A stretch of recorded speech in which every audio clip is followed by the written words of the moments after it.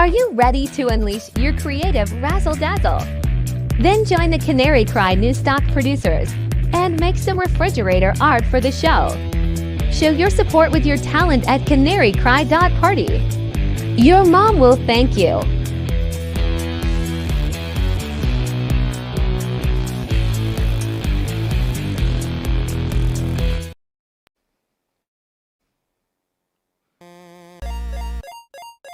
Yo, you curious about blockchain technology?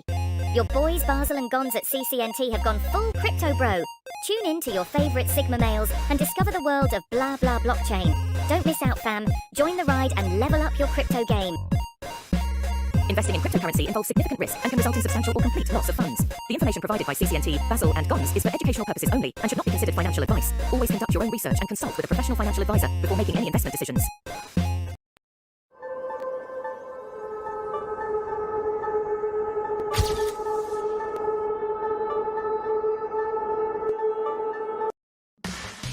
Razzle Dazzle. It's Body by Basil, the new exciting fitness craze that will get you Canary Cry swole in no time at all. Just listen to these quotes from our participants. My muscles are huge. It's all or Nephilim.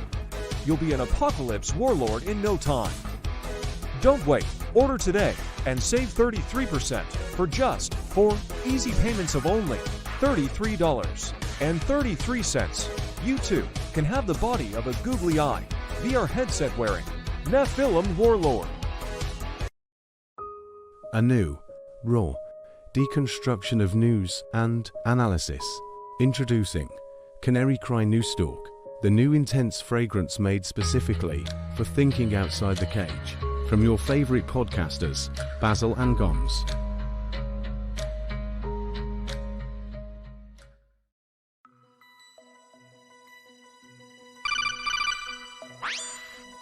Gons, can you hear me? I'm hearing reports about a prototype flippy arm. Don't tell me. Flippy is coming for our jobs. That's right. You know what this means. Yeah, it's wake-up time.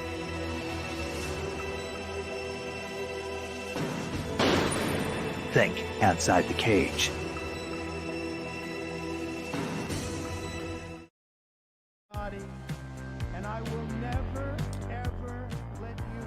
Hey everybody, what's going on? You're here at the Canary Cry News Talk live stream, pre-stream. You might hear Trump's video playing in the background. It's everywhere. It's all over the internet, and it's leaking into the show from a random tab playing on some computer, probably on the west coast of the United States. But as that gets taken care of, I want to say hello. Those of you who caught the show on Friday, you might recognize this tone in my voice. This tone is, let's all guess how long Basil's voice is going to last today. Yes, the sickness continues to spread.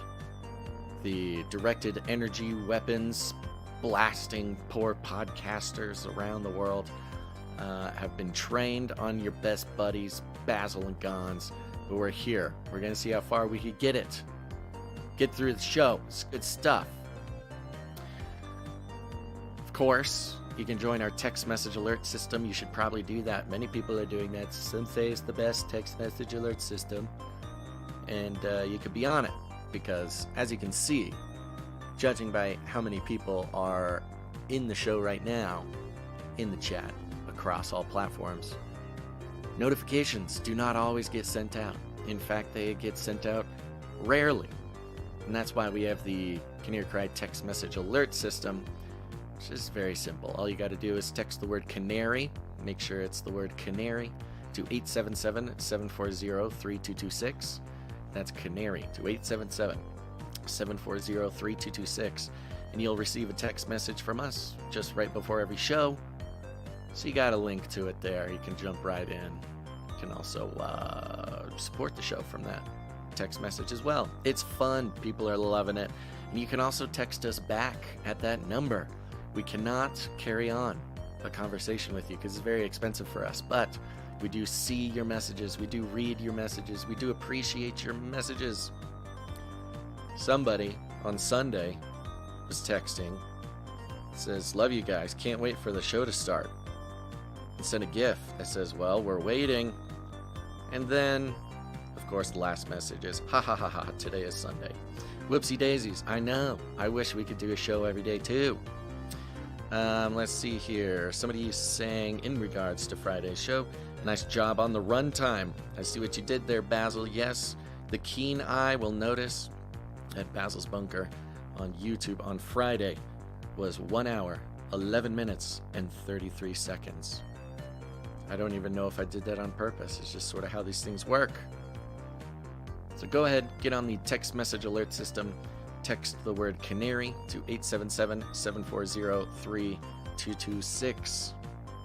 In fact, it's a little odd that we don't have messages rolling in right now. I need to make sure... Oh no! The text message didn't even go out!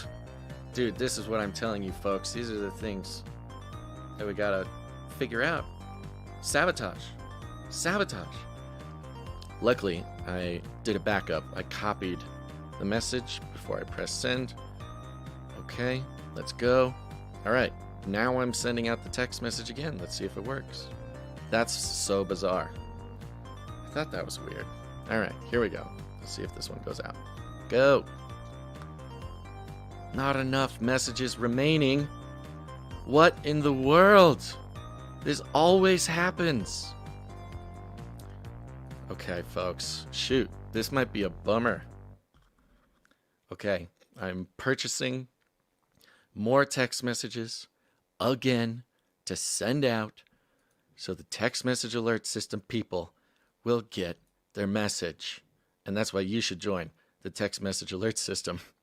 Text the word Canary at 877-740-3226. Thank you very much for that.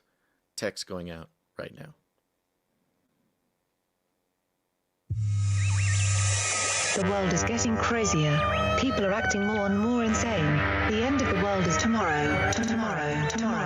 There's only one thing to do when the world is falling apart. Listen to Basil and Gonz as they discuss this week's news and events through the lens of Bible prophecy.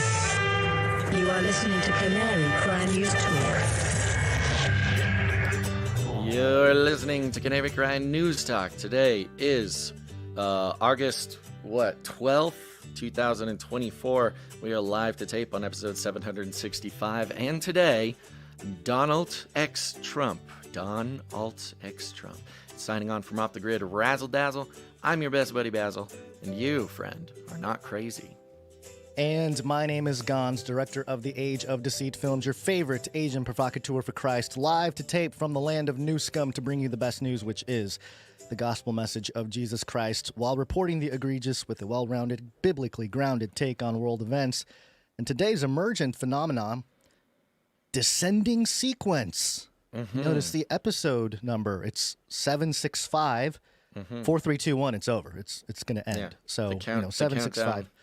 The countdown has begun. It has begun, yes. Yeah. So there you go.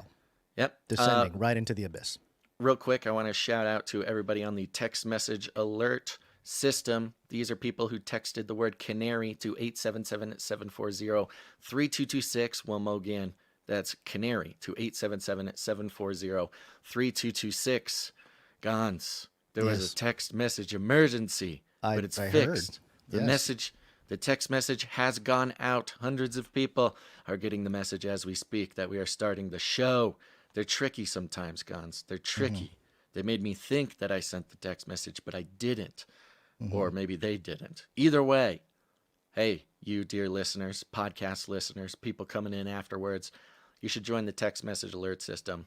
All you got to do is text Canary to 877-740-3226, and you'll get a message from me right before every show. It's fun. You can text me back.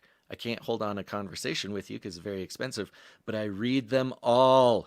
Somebody just texted us, Gonz, and they said, Sco, did you all watch the closing ceremonies of the Olympics? Did you watch the closing ceremonies of the Olympics? I saw screenshots. I didn't watch. Prometheus, Lucifer coming down, bringing light to the world. I heard there was a phoenix bird. There was a ninja for some reason. I don't know. That was me. Sorry. There was a Grecian trying to disrupt. ninja. It was very bizarre. Appropriating the culture. Yep. As you can tell, folks, for those who listen to Basil's Bunker on Friday, where I completely lost my voice during the show, probably the same thing's going to happen today, but we're going to see how long I can make it.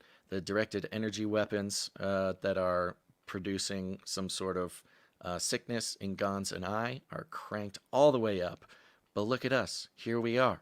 We'll use what little voice we have to praise God and try to deconstruct the grand delusion going on in the world. But until then, start the countdown. The countdown starts now for when I completely lose my voice on this show. Great. Yeah. Fantastic. All right. Anything before we play the tribute to the disclaimer? I don't think so. Was there something we were supposed to do? I feel like there was something we're supposed to do, but I'm looking at our notes. There's always something we're supposed to do. Yeah. Why don't we hit the disclaimer, see if it triggers anything in us? Let's do it. This is not the greatest disclaimer, no. Just a tribute to a message we let go. We're good boys. We're good boys. That's right. Here's a reminder. Loverbug91 in the YouTube chat says, Basil, reminder, episode 777 for knighthood. Yes, thank you for that reminder. Right. Episode 777 is coming up, which is the opportunity, of course, every triple-digit episode. If you come in with a producership of the amount of that episode number, you get knighted. And, it was a great deal. It was an instant night. It was a great deal on episode 333, of course. But 777, that's still like, what did we decide? 26% off? Something like that? Something, yeah. Something. So there you go.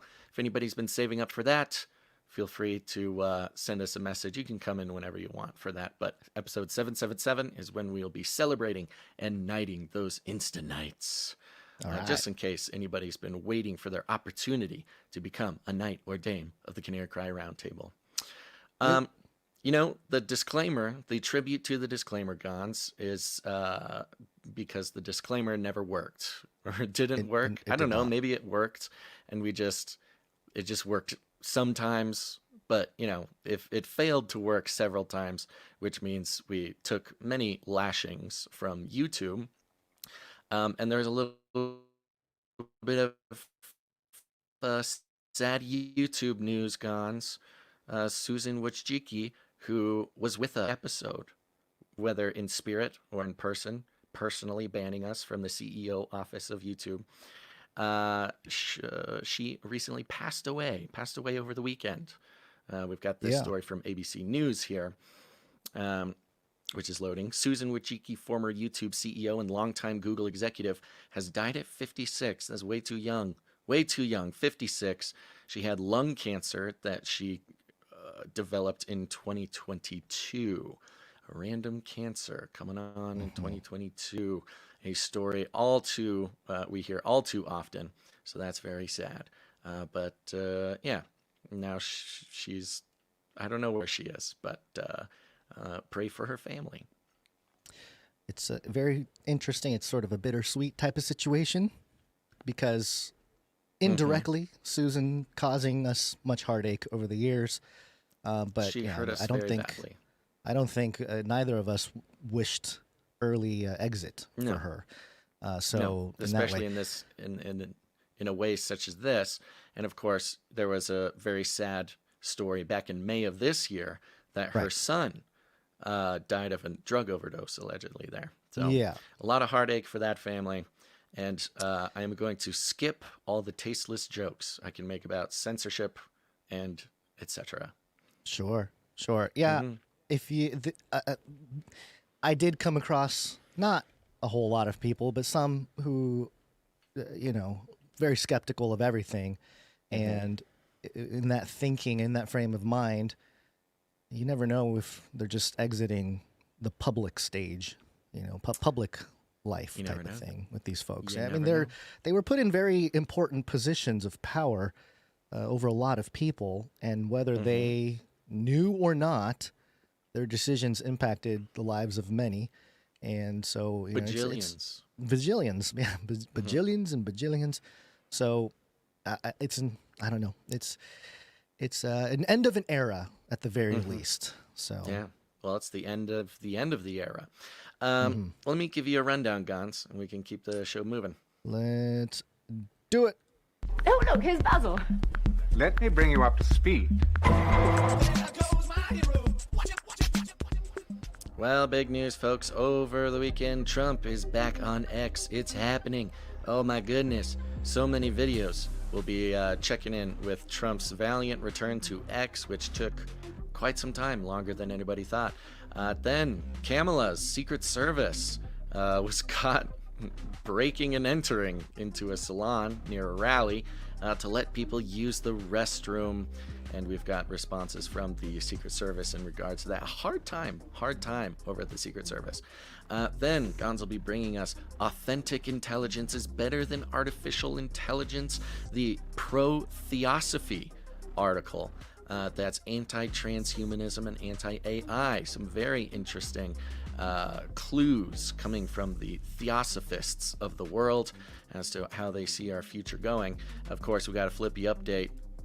Look, parenting's hard enough. The robots are here to make it easier, so get on board. And then at the end of the show, I think we're checking in with some aliens, Gons? Oh, yeah. Vatican aliens, baby. Vatican UFOs, Pope, reptilian, lizard people, the whole deal. It's going to be great. And so we're going to start with our lead stories in just a second. But before I do, I want to thank our executive producers for this show, Gons. We're on the value for value model, which means we don't take any money from corporations, commies, or cartels. We exist solely at the grace and generosity of producers just like you folks, heading on over to canarycry.support. These executive producers, they've come in for $100 or more for any individual episode, which is why we thank them here at the top, because we love them and we need them, and we thank them all from the bottom of our hearts. Executive producers. That's right, Gons. First of all, we're starting out with the one, the only, the master, the commander, the executive streaker himself. It's Sir LX Protocol V2, Knight of the Berean Protocol. Where'd you find this? As usual, he's coming in with $100 and 33 cents. Illuminatus! And he's on a 114 episode executive producer streak. Incredible.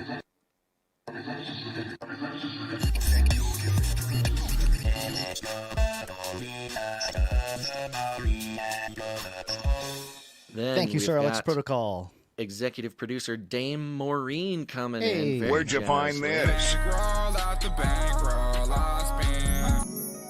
Yeah, Dame Maureen comes in for $333 and 33 cents. My goodness. It's like super Illuminatus. Thank you, yes, Maureen. Thank you very much, Dame Maureen. And she sent a little note here. It says, hello, my favorite discerning truth tellers. Hoping this will help with the donation drought. God bless you mightily, Dame Maureen. That certainly does help more than you know with the donation drought, and perhaps is even inspiring to other value for value producers. Dame Maureen, we love you. Thank you. Women rule! Last but not least, we got some snail mail, some old-fashioned Pony Express mail that came in, Gons, to the P.O. Box from executive producer Mark B. Where'd you find this? Thank you, Sir Mark, or not Sir, but Mark B. Mark B, yes. Yeah. I think. I don't know if he's a sir or not.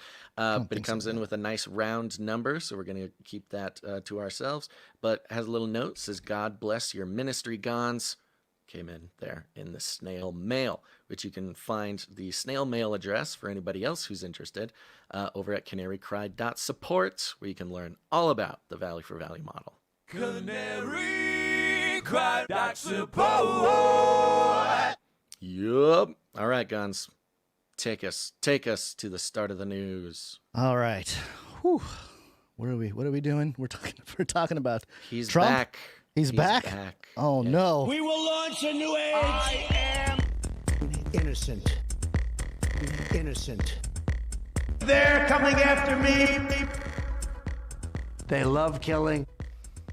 So a few years ago, Trump said goodbye to Twitter. Bye-bye. Mm-hmm. And now he is saying hello again. Today, on a very important day, which is the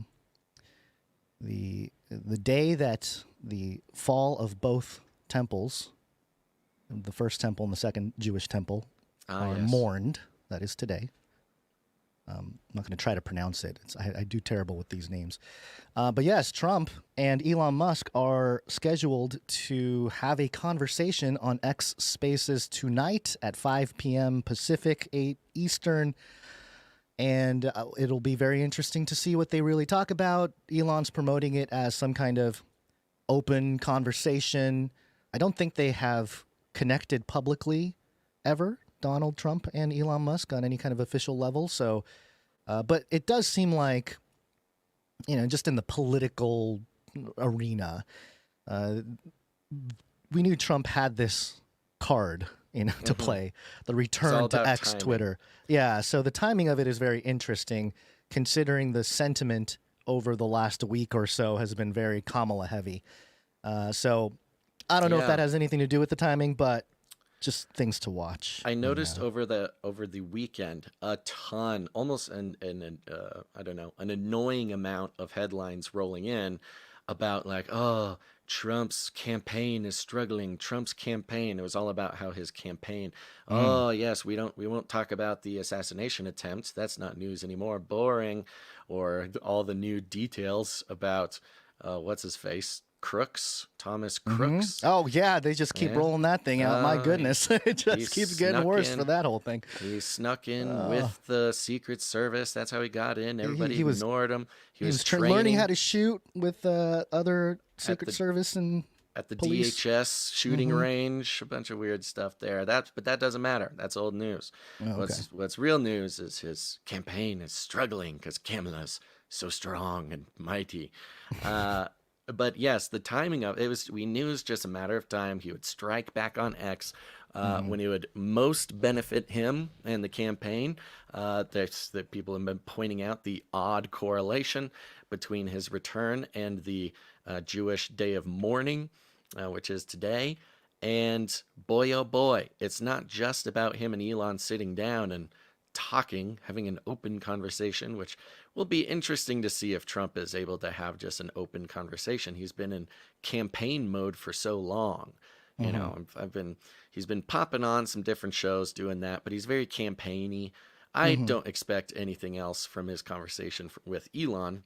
However, boy, oh boy, the Donald J. Trump X account has posted like 12 They unleashed the team. Today. The team is busy. The team has been unleashed on X, Twitter. And I think the first post was actually an advertisement, so it did not appear on his page.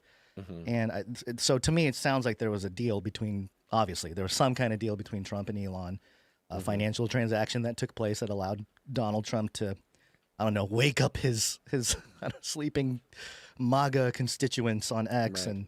And I noticed that my algos were severely hit today. I just noticed that a couple of reposts and stuff of Trump tweets were not doing too well. I'm wondering if that's because I'm not, super MAGA. And maybe they get to the front of the line when it comes to all the benefits of the engagement farming that happens with the reactivation of Trump's account. But so 9 posts they've made today. About 7 of those posts are edited videos, basically advertisements, but not paid advertisements. It was funny because I was going through them and I saw one as like a 50-minute video or something. I'm sorry, 50-second video.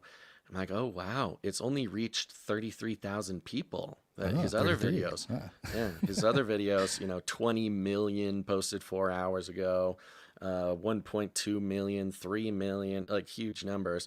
And one of them had 33,000 views. And I go, what is going on? This is very low. And then I checked and he had posted it less than 2 minutes ago when I was looking at it.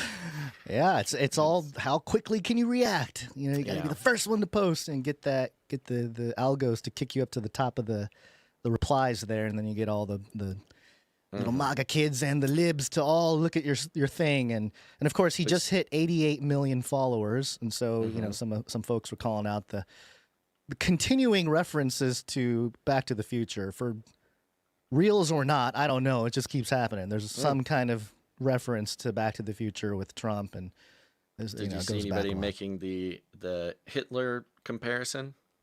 No, what's the Hitler comparison? 8-8. So 8-8 is apparently a Nazi number because H is the eighth letter of the alphabet. Letter. Sure. Yeah. Yeah. Okay. Yeah, maybe. So I think 88 also has or maybe it was triple H that has to do with Jesus or Jesus. There's all kinds of references, man. It's everything. It's all the above. But the hammer has struck. The hammer Yes. has struck, and today marks whatever next chapter in the Trump campaign looks like. Which if you listen to the mainstream media, he's got some catching up to do with good old brat Kamala or coconut Kamala. I don't feel like I'm allowed to say that, but that's you're racist. You're going to get us gone canceled. for. Yeah. Well, you and I are both Americans, Basil. I know there are listeners from other parts of the world, which we love. We love that you are in a different country, and I'm sure this looks even more ridiculous from another country. A lot of times when people get really fired up about certain things going on in American politics. But for the sake of commemorating this moment of Donald Trump's return to X, Twitter, I will play the video. It's 2.5 minutes, so it is a little bit longer, compelling nonetheless. And 2.5 minute video of, I don't know, it's just a promo of his return type of thing. And are you ready? Are you ready to feel patriotic? All people around the world, put on your MAGA hats and salute the man that will, I guess, save America. We can now project the winner of the presidential race. Donald Trump wins the presidency. What started off as unlikely, impossible, is now reality. I will fight for you with every breath in my body, and I will never, ever let you down. We have a president who actually fulfilled the promises he made during the campaign. Securing the border to foreign policy. He now has a record as president that's pretty damn impressive. Breaking news out of Palm Beach, The FBI has executed an unprecedented search warrant at President Donald Trump's Mar-a-Lago estate. The former president has both sides of the political aisle up in arms. A dangerous and unstable moment in American history. The Justice Department has just indicted former President Donald Trump. For 7 years, they hated him, they targeted him, they hunted him. This is the epitome of the abuse of the prosecutorial power to preempt political decisions. I never thought anything like this could happen in America.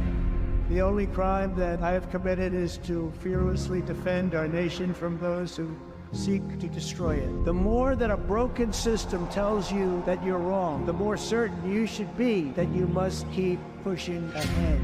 They want to take away my freedom because I will never let them take away your freedom. They want to silence me because I will never let them silence you. They're not coming after me, they're coming after you, and I just happen to be standing in their way, and I will never be moving. On November 5th, 2024, justice will be done. We will take back our country, and we will make America great again.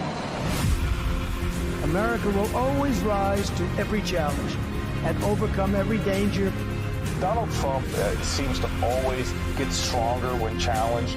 These types of things, I think, give him strength. When I'm reelected, I will totally obliterate the deep state. As long as we have pride in our beliefs, courage in our convictions, and faith in our God, then we will not fail.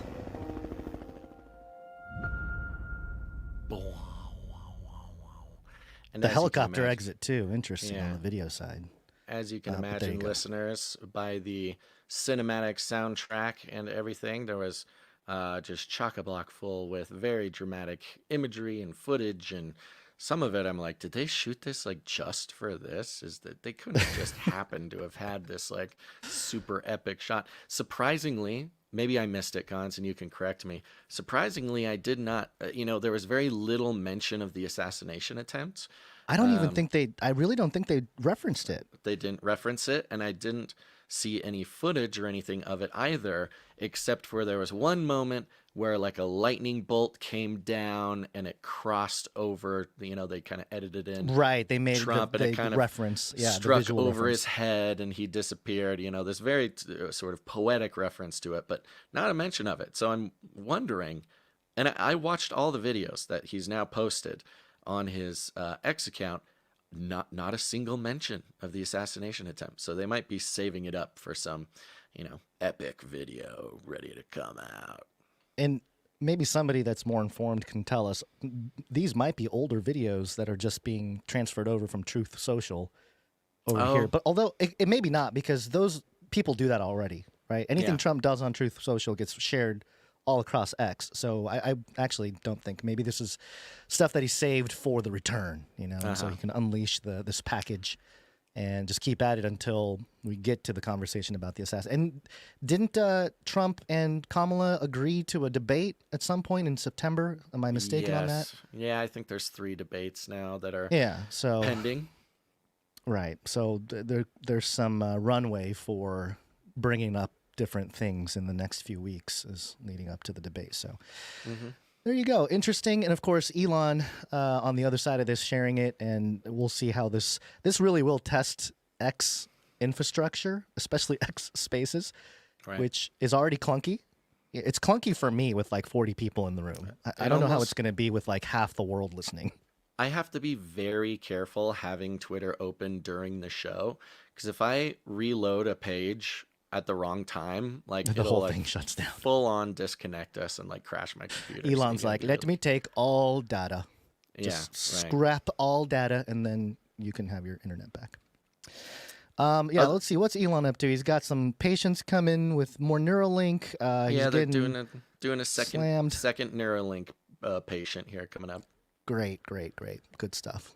I'm sure that'll work out great. And then Rolling Stone coming after him about being the biggest purveyors of online misinformation, which continues to be sort of this false duality war thing with the mainstream or legacy versus this new thing with X and free speech and all that. So that continues on. Of course, controlled opposition could be the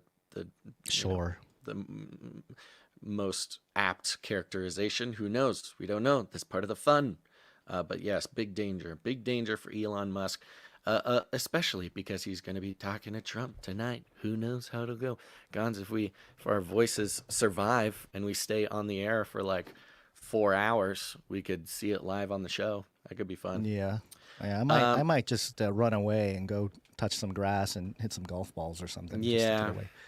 It's possible that I'm tired. I don't want to be there live. Yeah, we'll see. I'll probably try to get in there.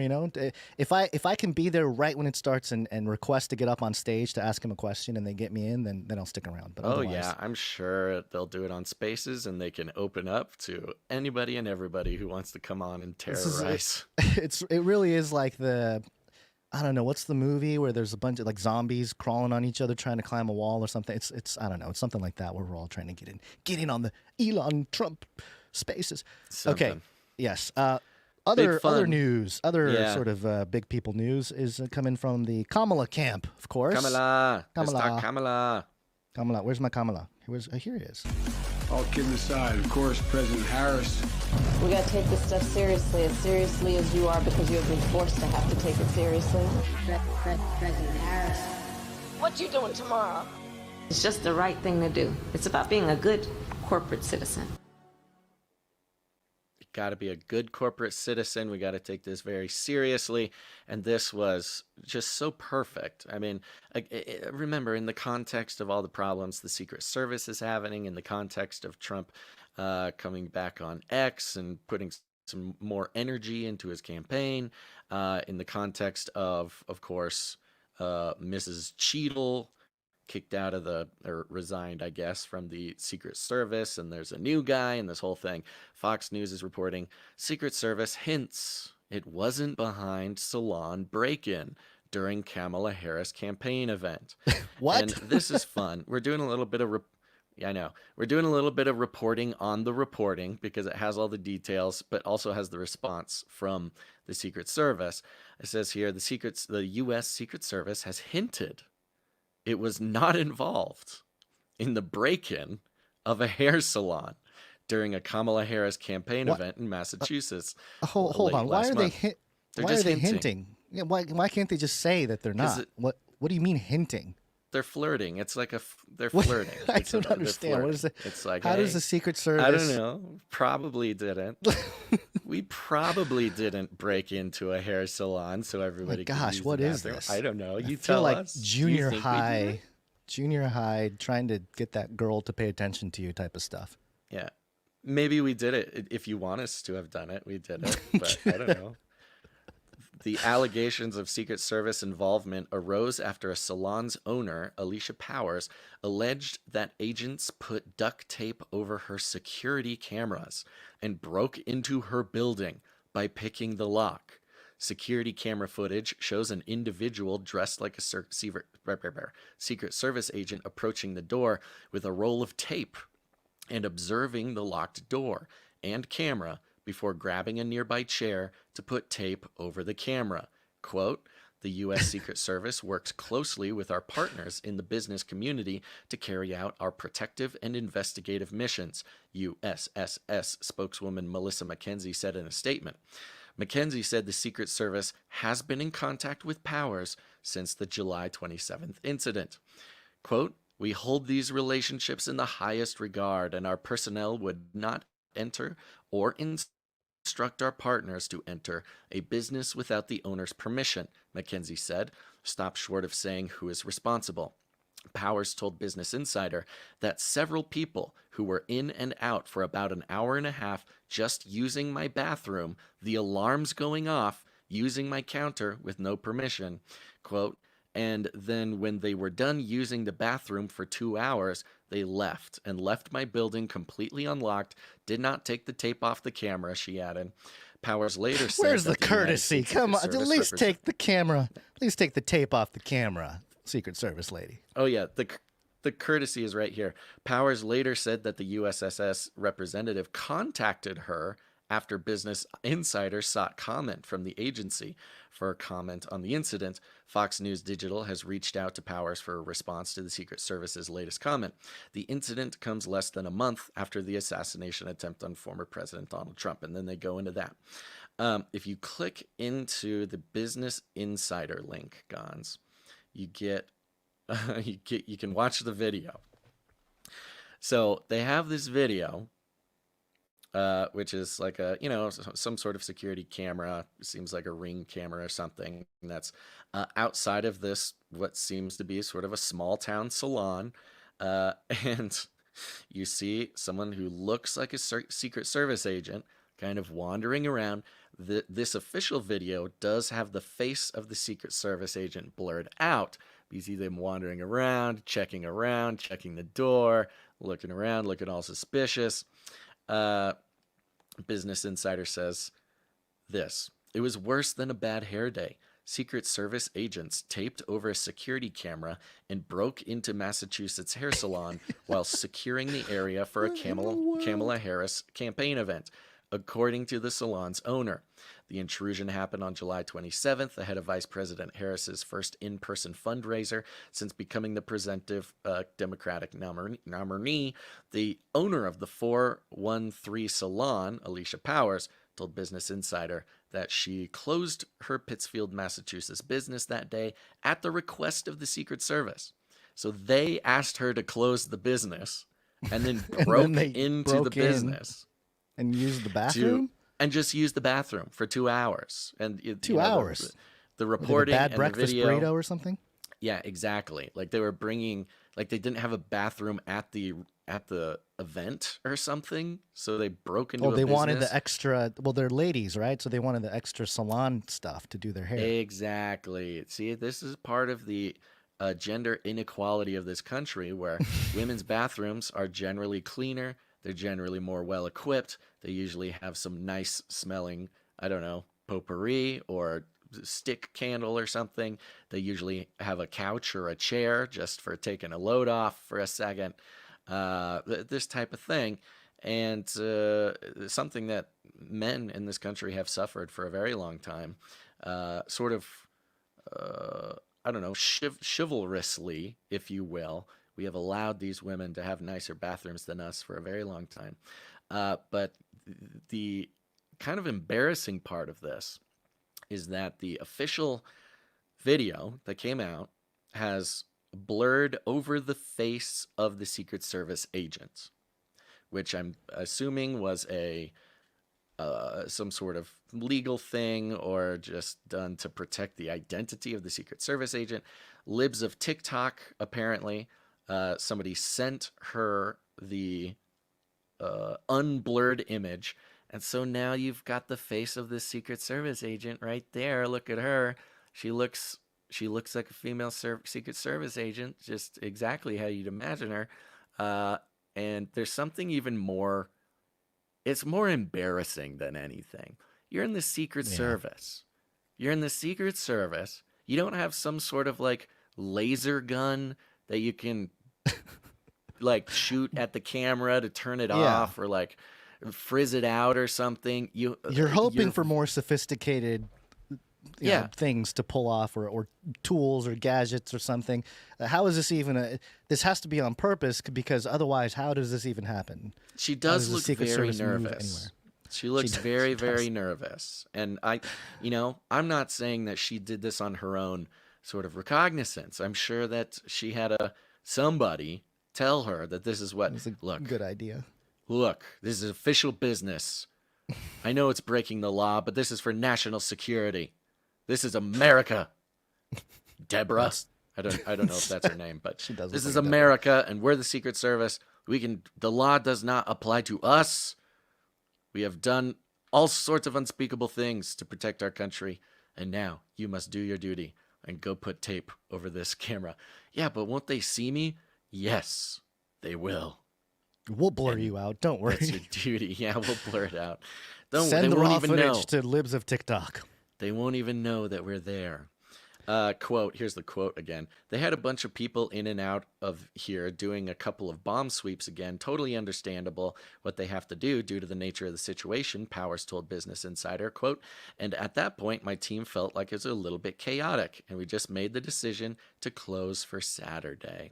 Okay, well, that's their first mistake. So they were kind of, they didn't have to, but they were strong. They were hinted that they should, kind of. It was affecting business. It was affecting business. Yeah. And so, I'm assuming if there was some sort of agreement, maybe the Secret Service was planning to use this bathroom all along, which is why they were doing bomb sweeps. They're like, look, this is a nearby business. We need a special bathroom. Let's go bomb sweep this salon, and we could just use it throughout the day. But the salon people are like, geez, Louise, what is going on here? We got to go home. And so they felt sort of entitled to come use it. Who knows? 2 people wearing emergency medical service uniforms and 1 person in camouflage law enforcement uniform walked in. The 4th person, wearing a dark suit and white shirt like a Secret Service officer, stood by the door. The salon security alarm rang the whole time. This is the weirdest part for me. The security footage from the 2 cameras, which Powers shared with Business Insider, doesn't show anyone allowing the people in, okay? Quote, there were several people in and out for about an hour and a half, just using my bathroom, the alarms going off, using my counter, with no permission. Apparently, they stole some candy off the counter, too. That's theft. That's breaking the law. Quote, and when they were done using the bathroom for 2 hours,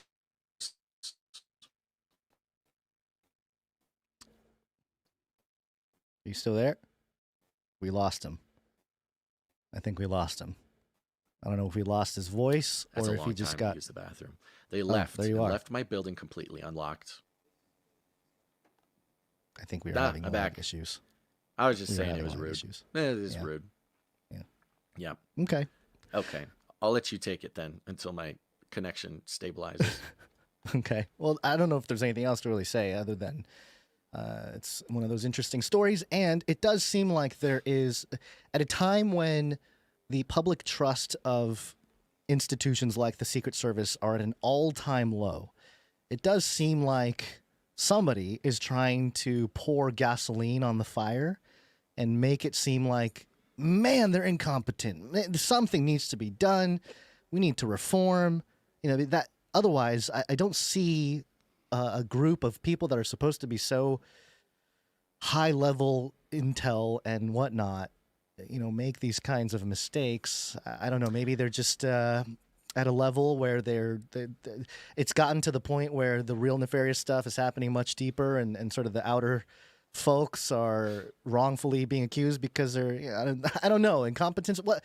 Who knows? Well, but yeah. I mean, think of it, put it into a broader psyop. Like the whole Trump assassination attempt thing, like they are trying so hard to convince everybody that it was just Swiss cheese. It was just incompetence. It was just a whoopsie. Yeah. Nothing to see here. It just one of those things. It just kind of happens. And in this case, incompetence is their defense. This is a defense for them.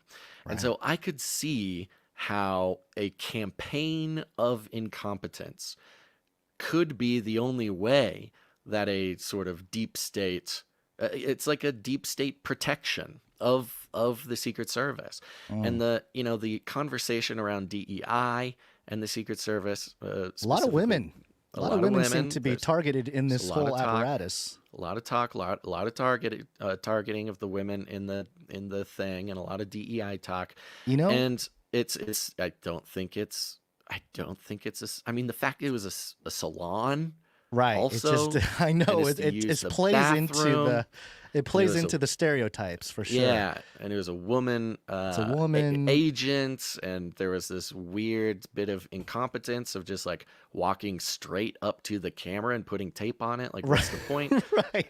And then leaving the cameras inside rolling, like not putting tape on that either. They were suggesting, and some of the police or former Secret Service people were suggesting in some of these articles that would make sense that the Secret Service would put tape over the camera if Kamala Harris was going to be walking around. They don't want him, they don't want the cameras to pick that up, right, or whatever. But it's a bad look regardless. But yeah, you're right with the female Secret Service agent that got made fun of in the Trump assassination attempt, where she was kind of bumbling and stumbling around and, was, I don't know, half a foot shorter than everybody. And everyone was kind of commenting on her thing, as well as I think it even goes back to, do you remember when the CIA put out like their new logo and they had a big campaign about, was it women? I think it was women, like women in leadership positions of the CIA. Women of color. Women of color, right. And it was this big campaign. It almost seems like, and it happened at a time when culturally we were swinging right pretty hard, maybe a year and a half ago or something, when they started the CIA I thing. think it was at the beginning of the swing. Like, I think that ad, I think it was a couple years ago. You think it was 2 years ago? Man, time. Yeah, it was the ad where it was women of color. It was queer women of color. Right. That was the whole ad, was that a queer woman of color who grew up poor was in some leadership position at the CIA, and that's what they're going for. That's what matters to them. And it was one of the really big sort of events in that whole process that people started going, okay, all right. Yeah, I don't know. I think it was like when the pendulum started swinging. This was May 2021 was when this video came out. So you're right. It was 3 years ago. It was a while ago. It was like during COVID still. Yeah, I guess, you're right. Yeah, so it seems like maybe that was even the beginning of the op of like, okay, we're going to really push out this woke thing and the equal gender type of thing, but then put these women in these situations where they're quote unquote exposed in a way, at least. Someone can very much frame that to try to I don't know, build back better. Yeah. It's an invitation. It seems like a bit of a distraction. It seems like a red herring. It seems like a very well planned sort of excuse to divert the real problems with intelligence agencies, with the Secret Service, and the potential like full on 100% corruption of everything at that level of the U.S. government. Yeah. Well, no, if it's DEI, if it's this, if it's culture war, then people won't talk about how it's 100% corruption at the highest levels of the U.S. government.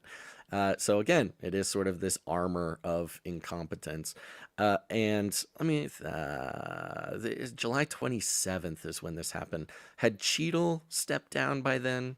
Are you able That's to a do a good quick little question. search? Yeah, was this under the leadership of Cheadle or was this the new guy? I'm not sure if it would make a huge difference because, of course, replacing. Yes, this was after. This was after. It was after. Cheadle resigns 23rd of July. So yeah. Yeah, okay. So they're kind of, I think what this does is it sets the stage for incompetence being inherent in the Secret Service, not just the fault of the leader. Not just the leader, because you right. switch out the leader, you don't want people thinking that, nothing's going to happen or that everything's fixed. You need to maintain this idea that incompetence is the excuse for every horrible thing that happens to a president or a presidential campaigner. I mean, if you think about this too, the level of incompetence is, if you compare it to the Trump assassination narrative of incompetence with this, this does seem like not that big of a deal that there's, I mean, it's weird. It's weird that they, did this whole thing, but also, yeah, it's a different level of incompetence, but it falls under the umbrella and serves the narrative nonetheless. So it's interesting. The pity stories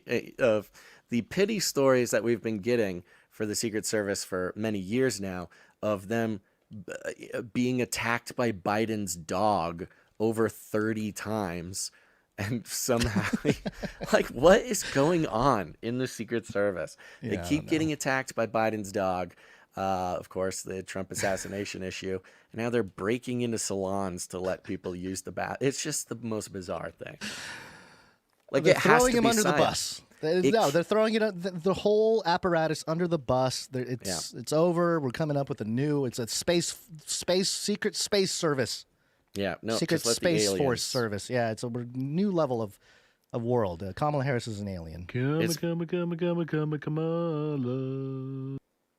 What's strangely enough, I have not seen a ton of, is people using this as like anti-Kamala talking point, which is strange.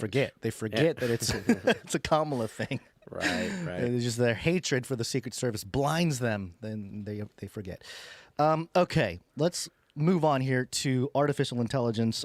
Some very interesting things taking place here. Artificial intelligence. Before you do, Gons, I just want to thank a couple people. Oh, okay. I forgot we were doing That's that. okay. These are producers of the show. We're just slipping them in real quick, folks. We're not taking breaks. So these are people who've come in and supported the show financially. We call them producers because we're on the value for value model. It's very simple.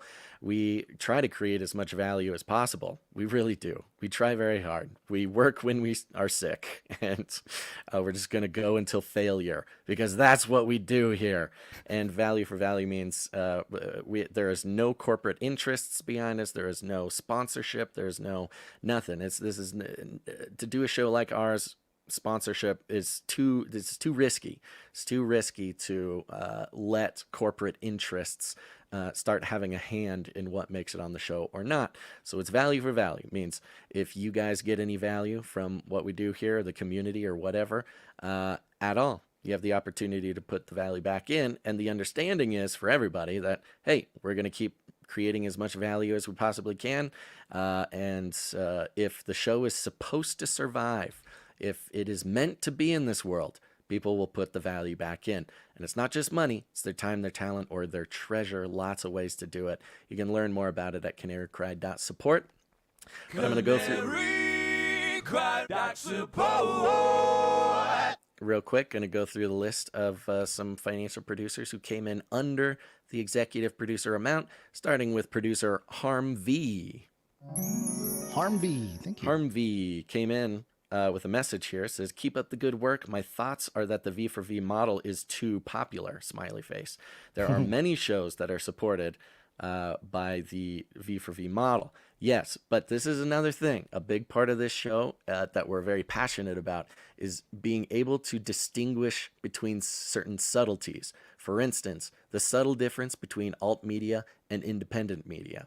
Alt media is supported by the same corporations that the mainstream media. They just happen to be locked in this dance. But the independent media, that's the true V for V. And if somebody, I don't know, there's obviously more people doing value for value. I think a lot of people don't call it value for value because a lot of the big shows that I know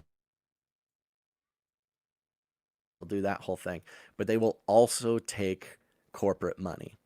And right, they're stacking. They do ads and they do the donations. They're stacking up, and we have our own feelings about that, but we're not going to judge anybody about that now. But I would say when it comes to other shows doing it, I would encourage you to look at the subtle differences. Are they still taking corporate money? Because there is a spiritual aspect to bending the knee to mammon, the principalities, the powers, the influences that want to harness, capture your time and attention, and monetize it, sell it to for corporate gain, which is just kind of a nasty thought in general. But thank you very much, Harm V, for supporting the show. Yep. We also have producer Adam C, who joined the supply drop at 3333. Adam C. Sorry, I'm holding Cody. All right, that's okay. Get out of here. Got a dog, Cody the World Eater. Thank you, Adam C. We also have Samantha O, who joined the supply drop at 3333. Oh, 3333. Yeah, these people supporting on a monthly basis for 3333, and once per quarter they're going to get a big old package filled with cool Canary Cry stuff created by producers, made in America. It's dope. Go check it out, canarycrysupply.com. We have Sir Marty K came in for 3333. Sir Marty K. He sent us an email with some interesting research on a company near him that is using AI for cancer cures and stuff. So we're going to look into that. Thank you, Sir Marty K. Thank you, Marty K. We have producer Damien N, who came in last Wednesday. Damien N, thank you. Nice round number. Trash Man came in for $17.17. Hey, Trash Man, thank you. Trash Man's a big help over at Basil's Bunker. He says, Yeah. Basil and Gons, thank you for all that you're doing for us. I'll send you some notes later, those pictures of chicken scratches.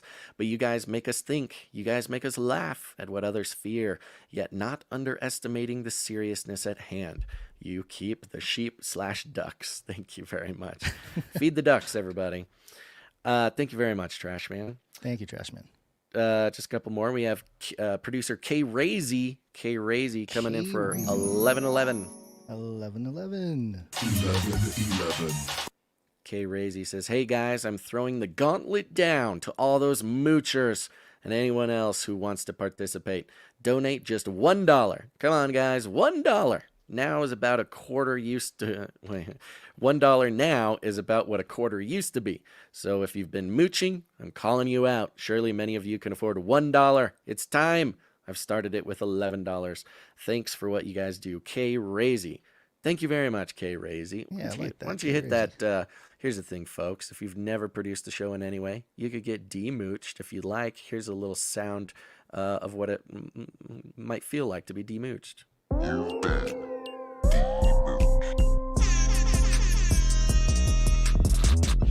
There you go, $1. We could play that for you. We used to have a button that you could sign up to pay $1 per show. I don't think anybody ever did it, so the button has been thrown away. But maybe we'll do another Probably because the fee was more than the dollar. Yeah. You give us the $1, PayPal takes $1.05. We actually owe PayPal 5 cents. Yeah, it wasn't quite that bad, but yes.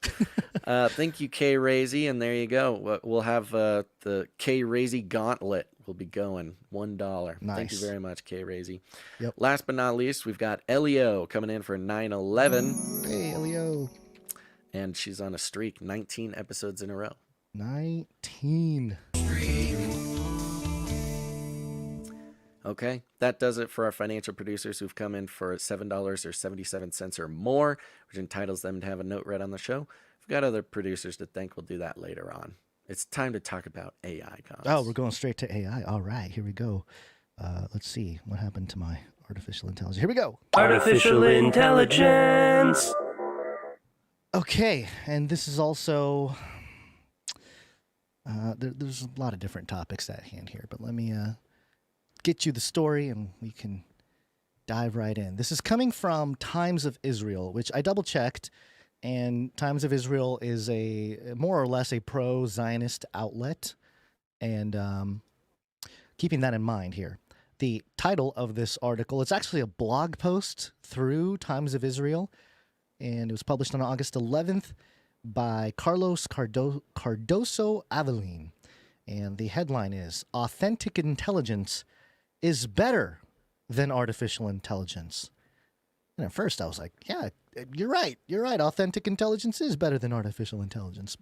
But here's how the article starts off. The Independent Lodge of Theosophists rejects the Artificial Intelligence Project. Oh. Coming out strong. The Independent Lodge of Theosophists reject the Artificial Intelligence Project. I'm assuming they mean, first of all, this is the Lodge of Theosophists, the folks that were in the line of Alice Bailey, who started Lucis Trust, Lucifer magazine that underpins the United Nations, and that whole apparatus, plus the New Age movement of now is largely a Alice Bailey, outflow, externalization of the hierarchy, as she put it. But also even further back, you got Helena Blavatsky, both of whom women said they channeled entities and were received information from ascended masters about how to bring about the golden age and the whole thing, right? So yeah, Theosophy and Theosophists are basically the core root of modern occultism in many different forms, not even just specifically practice of magic, black magic, high magic, chaos magic, but also, some of the more obscure offshoots of Theosophy. The United Lodge of Theosophists was founded in the United States in 1909. Which with the goal of preserving the original proposal of the Theosophical movement. Right. And for those who may not be familiar, their logo is first of all, it's an Ouroboros, which is a snake eating its own tail. But at the nexus point of the snake meeting his own tail with his mouth is a swastika inside of a circle. And inside of the circle created by the serpent, who is eating his own tail, is a Star of David. It's a Star of Saturn, a six-pointed star with, in the middle, I think this is called, I forget the name of the exact, the name of this, but it's a cross, but instead of the top of the cross, it's a loop. I forget the exact name. It's called the Ankh. Ankh. Yes, thank you. There it is, the Ankh. And below it, it says, there is no religion higher than truth. And then some Buddhist logos above that. So it's sort of a one-world religion. Yes, the Om at the top there. The Om, yes. So it's a universal one religion, one world religion type of philosophy that Alice Bailey and Blavatsky created. So this is the group that's coming out now through Times of Israel saying we're not with the Artificial Intelligence Project, which, again, I'm assuming they mean the entire thing of artificial intelligence. Yeah. I don't think they're specifically talking about like OpenAI or like one project. They're saying they reject the Artificial Intelligence Project as a whole, a big sweeping statement. So interesting. There's just right off the top, something to notice. They talk about authentic intelligence. They're not talking about human intelligence. They're not referencing necessarily human intelligence. A big part of this is the Theosophists believe that there is, higher dimensional intelligence. Ascended masters. The ascended masters, human. It's not a battle between human and machine intelligence. It's authentic intelligence, which is sort of this higher universal, channel an alien to get the truth type of we'll thing. get there. They explain it themselves, so we can get into it here. The Independent Lodge of Theosophists reject the Artificial Intelligence Project. The first reason for this stance is that AI is not intelligent. It is merely based on supercomputer programs. Yeah. The AI also constitutes a blind instrument for practices of manipulation and artificial domination of minds and the public opinion. So, interesting observation there, Theosophists. They are saying that AI is being used for manipulation and artificial domination of minds and public opinion, which I can't necessarily disagree with. It's just interesting coming from the Theosophists. Mm-hmm. Part of the broader unspiritual view of life, artificial intelligence seems to be ideologically related to so-called transhumanism. Oh, interesting. Transhuman, make way for the Homo superior. which seeks to treat human beings as machines and as quote-unquote post-human beings whose conception is monstrous. So they are taking this view. They have jumped on our bandwagon, Basil, these theosophists who are saying this transhumanism thing is very anti-human. Why are the theosophists agreeing with us? But it's weird. But it's also true. Like the AI transhumanists, like post-humanists, they also think that it's like, yeah, it's like the most they nihilist describe thing. it that way. Yeah, it's very nihilistic. One of the goals of AI is to make humans unnecessary in countless activities which have a fundamental importance to our civilization. Promoting mental laziness, it disregards the work and the talent of photographers, artists, painters, and writers. It quote-unquote produces and circulates texts that are nothing more than a collection of meaningless ideas plagiarized from different places, and gives you fake images instead of true photos and works of art. It aims to replace human beings in the most diverse areas of culture. It seeks to make authentic thought irrelevant, as if machines or supercomputers were superior to citizens and people of flesh and blood. According to Theosophy, and to every true religion and school of philosophy, human life must be preserved as a natural process, and it will indeed be preserved as such. Wow.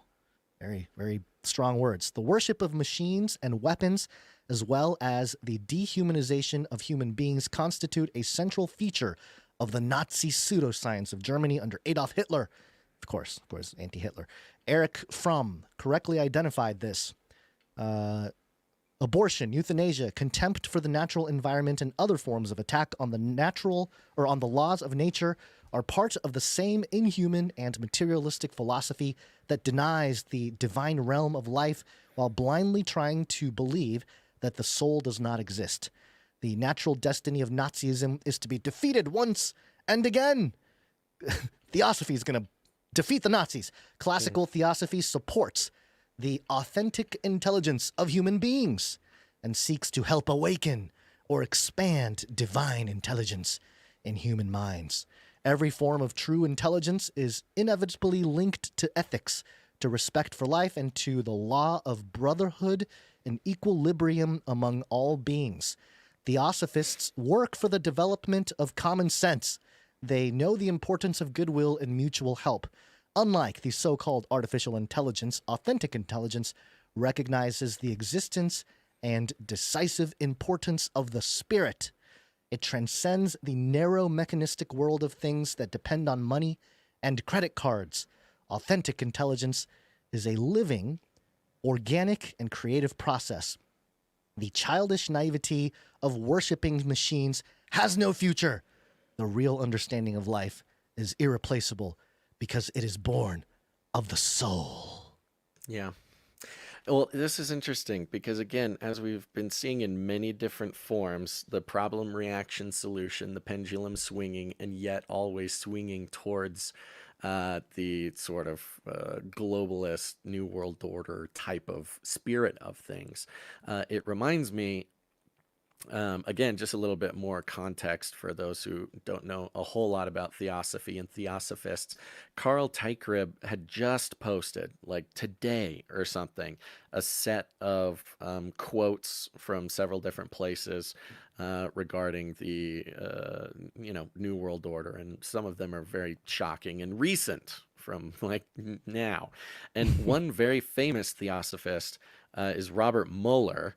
And a quote from Robert Mueller, well, just so y'all know who Robert Mueller is, he was an international globalist theosophist with the United Nations, serving with the UN for 40 years and rising to the rank of Assistant Secretary General. So these theosophist ideals, they're deeply rooted in world government, global government, stuff like that. Keeps going. His ideas about world government, world peace, and spirituality led to the increased representation of religions in the UN. And we're talking about, global governance and interfaithism. There's a big conversation about interfaithism and unlikely allies between Christians and Muslims right now for obvious reasons regarding current events. And so this interfaithism, saving the world from itself, global theology type thing, is all wrapped up in theosophy and is the basis for world government, world peace, world spirituality, United Nations, especially of the New Age movement. He was known by some as the philosopher of the United Nations. And Carl Teichre posted a quote of his here, which I will read to you when I find it. Here it is. I am asking now that either the United Nations would be tremendously strengthened, or create a United States of the world, or let us create regional units, the European Union and an American Union. If they're united, this will create a world union. This was a quote from 1997 at the Global Citizenship Youth Congress from Robert Mueller. So this is like, if you're at all interested in the movement towards global government, if you're at all interested in the World Economic Forum, the United Nations, all this stuff, theosophy is the core principle behind it. And now you've got the Times of Israel reporting on the Independent Theosophist Lodge, talking about authentic intelligence versus AI. It's again, the whether it can be characterized as controlled opposition or pendulum swinging or problem reaction solution, whatever. Very strange place for this very core message to be making it out about such a divisive topic like AI. Yeah, pro-AI is... Well, there's a certain segment who are very pro-AI. There's a segment who are very anti-AI. But it seems like the technology, the commercial product is being used across the world already. Yeah, and it's already seeping in. So it's and and the point being that whether you're pro-AI or against AI, whoever wins, pro-AI or anti-AI, it is still heading in the direction of global government. Like it's not the good guys don't like AI and therefore will save the world. In this case, the Theosophists don't like AI, but they're still huge in global government. They basically invented the idea. Right. Yeah, it's very interesting. It's almost like they continue to change the goalposts about of the conversation. You know, what people should be focusing on, and it is like a tidal wave headed towards us, and people are just debating whether the life raft should be red or blue or something. You know, it's like a pointless discussion when really the wave is going to place. It's going to the same place, and it's just going to be the look of what you're going to be riding when the wave hits you. So yeah, but I found it very interesting. Yeah, similar to how we point out the Elon conservative. He claims to be. Sorry, not Elon specifically, but like the conservative pro-transhumanist techno dystopia movement, like J.D. Vance. It is getting complicated. It's getting complex. It is a very complicated and complex thing when you start looking at.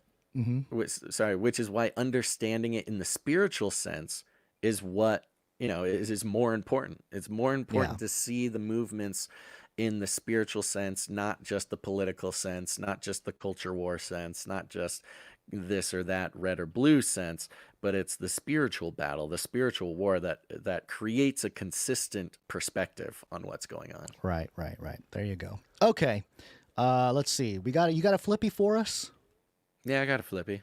Okay, let's do it. Speaking of which. Flippy update. Do you want fries with that? That's right, folks. It's time for the Flippy update. Flippy is our colloquial name for the disembodied robot arms that are taking our jobs, enslaving our children, flirting with our spouses, and globalizing our government. We use talking about Flippy as a way to explore all the new, fun, and exciting ways that robots are taking over the world. Now there's nothing we can do about it.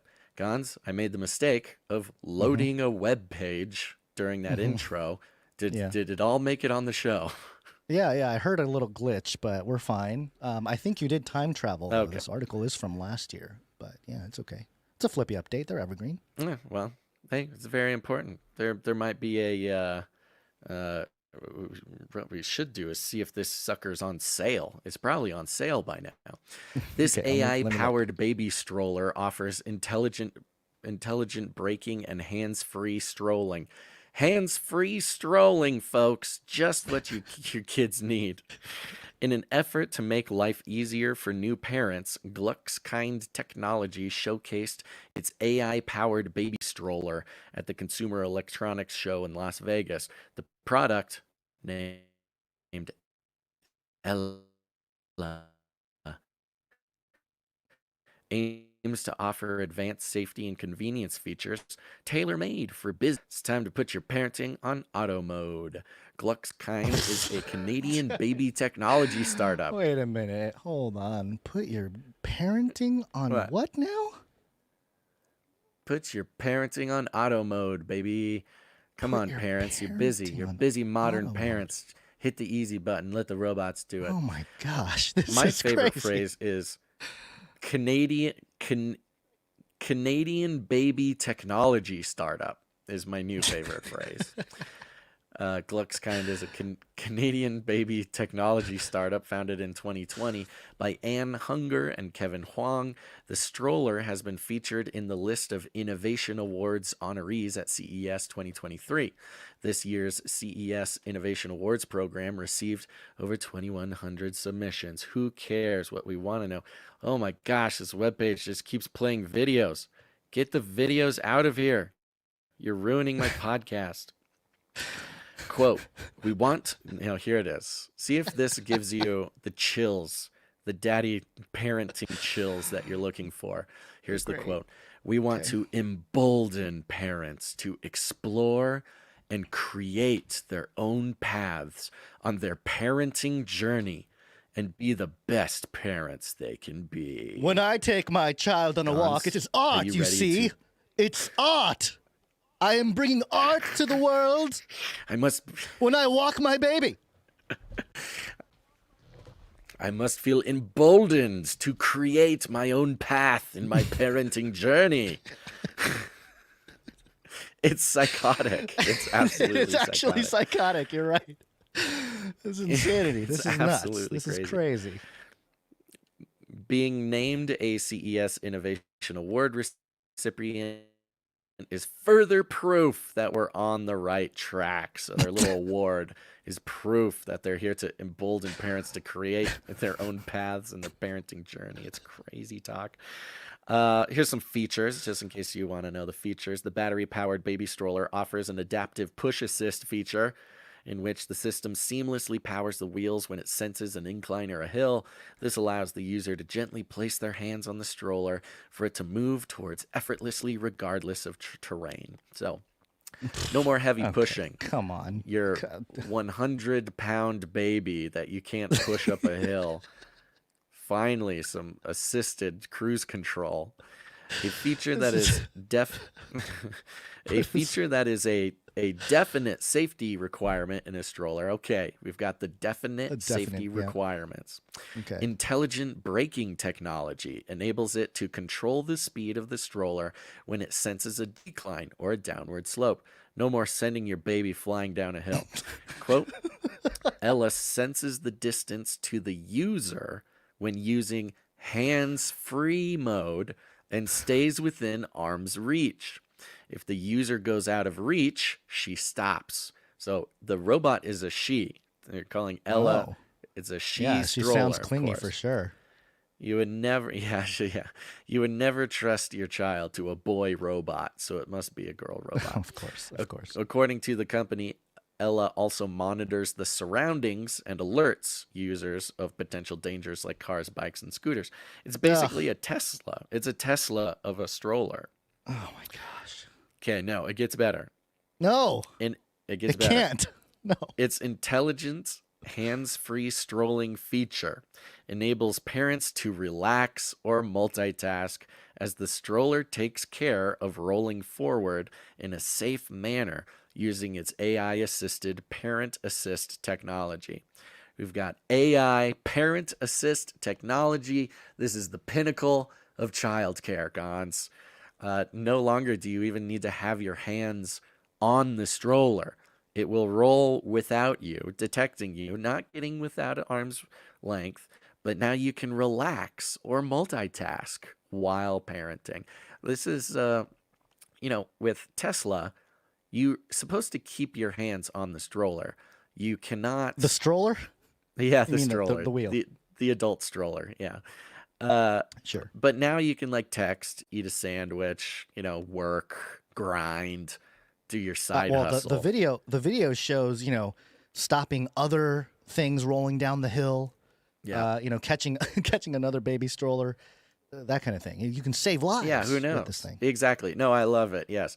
You're pushing your baby up the hill and then it automatically brakes so you can reach out and catch someone else's baby who's rolling down the hill. Yeah, multitasking. They should attach a lawnmower. That's what I would do to this thing, Attach a lawnmower. You got your baby is going on a walk and you can mow your lawn. Multitask, baby. Let's go. That's how you really up your game, company. Or Gluckskind. maybe there's a little compartment underneath so you can deliver Uber Eats. It's get the baby to work. Yeah, the little mow heated some lawns, compartment. deliver some food. Yeah. No, this is get the child labor force working early in this country in robots. There's no law against that. Come on. You order a sandwich from Jimmy John's. You hear a ding at your door. Your app says your food's here. You go out there. There's a baby in a stroller with a cooler on the bottom, and you tip the baby. Make sure to tip the baby. It's very important.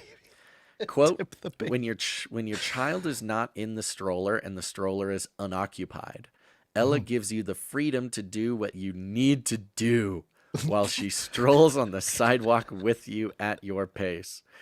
Finally, when your child is not in the stroller and the stroller is unoccupied, which apparently are two different things that needed to be said, Ella gives you the freedom to do what you need to do.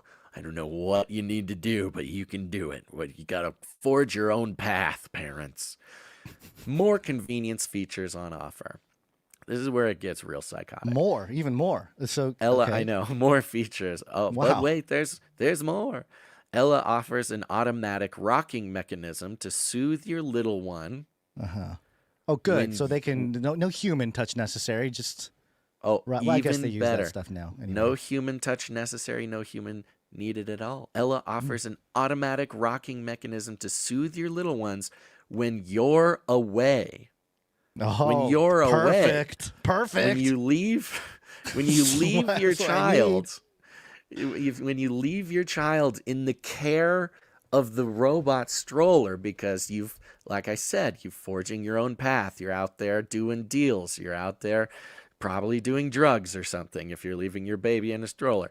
Quote, the smooth rocking feature mimics the movement of the stroller, helps your baby sleep longer, and gives you a chance to recharge.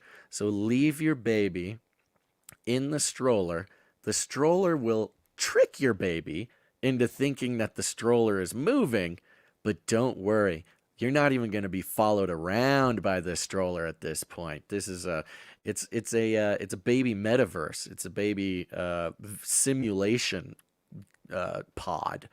The built-in white noise machine and Gluckskind application let parents choose, and here's the kicker, Gons, from a range of soothing sounds to extend a baby's sleeping cycle. The application also allows parents to track the location of the stroller by using the Find My Baby feature. Find my baby. Oh no, I put my baby.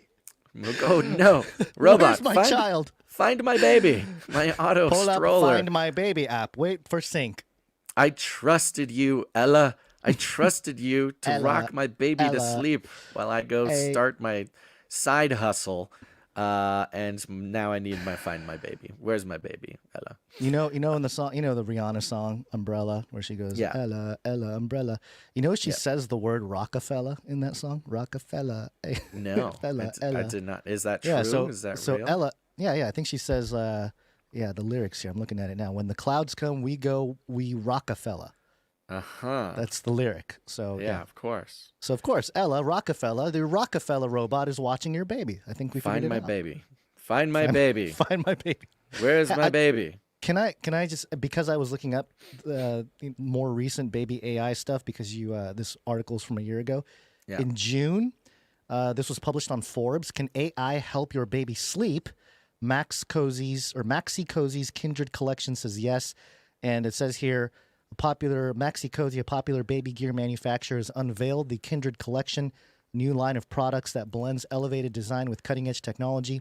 The Kindred Collection includes a lightweight and elegant rotating car seat, a stroller with 360-degree rotation, and a 360-degree rotating high chair. But the standout of the collection are 2 bassinets equipped with innovative AI functions that the brand says can decode your little one's cries. Oh, finally, you can talk to your baby. You can talk. You talk to your baby. The You got least, elegant the least stuff. convenient thing about babies is they cannot speak. They cannot talk to you. We need AI to give voice to the voiceless. I don't want to. I don't want to hear what a lot of babies have to say. Honestly, they're babies. Probably racist. To be They don't. honest. Yeah, they don't have anything that needs to be heard. I think God had a plan for babies, and He knew that nothing they would say in the first year of life would be worth hearing. And so He, much like the Tower of Babel, He made these babies confuse their language. If these babies got together with one purpose, they could take over the world, and we cannot have that. But if Boss Baby taught us anything, is that these babies need to be kept in confusion. Every baby is a racist. Yeah, You gotta keep them down until the they world can is figure not things out. safe. Yeah, you can get the Starling Smart Bassinet, which doubles as a high-tech monitor, featuring our cutting-edge Cry Assist technology that translates your baby's cries.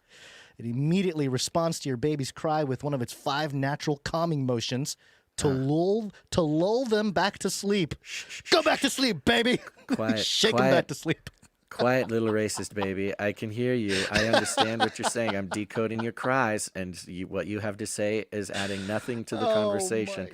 In fact, what you're saying, little baby, if I'm decoding you right, would get you kicked off of YouTube. And so I'm just going to lull you back to sleep until you forget. Lull the baby back to sleep. Oh, my Go gosh. back to This is bed. abuse. This is child abuse. Go back to bed, little racist baby. Anyway, All there right. you go. You got all kinds of baby. That's the end. You know, What a when time they to really be a take over the parent. baby. I know. On the one, and I was saying that with my 3-year-old and 7-year-old. You know, we had the conversation of, oh man, when I was a little baby, they didn't have this or they didn't have that. You know, something somewhat practical. But now it's going to be like, no, we didn't have AI. I don't know, machines decoding our baby cries. Well, this is the thing. Like, we've been, everybody, the world, we humans, have been complaining about giving babies iPads too soon. But, like, the idea, after all of this stuff, the idea of just handing a baby an iPad is, like, the most innocent, throwback, like, antique way that you could raise a baby. It's almost like you need this to fight back the thing that's going to come get you. Yeah, The thing that's out there in the world, you must start training now. I wonder what the what it feels like. Theosophists would say about all what these babies have to say. That's true. Thanks What to are AI. the Theosophists going to do? Are they going to battle in the metaverse, but like not go through the computer? They're going to go through the astral portal or something, and like they're going to be take the president shortcut of the world. Yeah, they're president of the world. Whoever the president of the world is a Theosophist for sure. Mm-hmm. Okay, well, there's your Flippy update for the day, everybody. Watch out for your babies. Don't let them get away from you. You can use Find My Baby. Watch out for your babies. You know, Sir Darren, Knight of the Hungry Pandas, made an awesome piece of art for us. Multiple pieces, actually. We need to thank him real quick here. Yeah. And let's do that properly.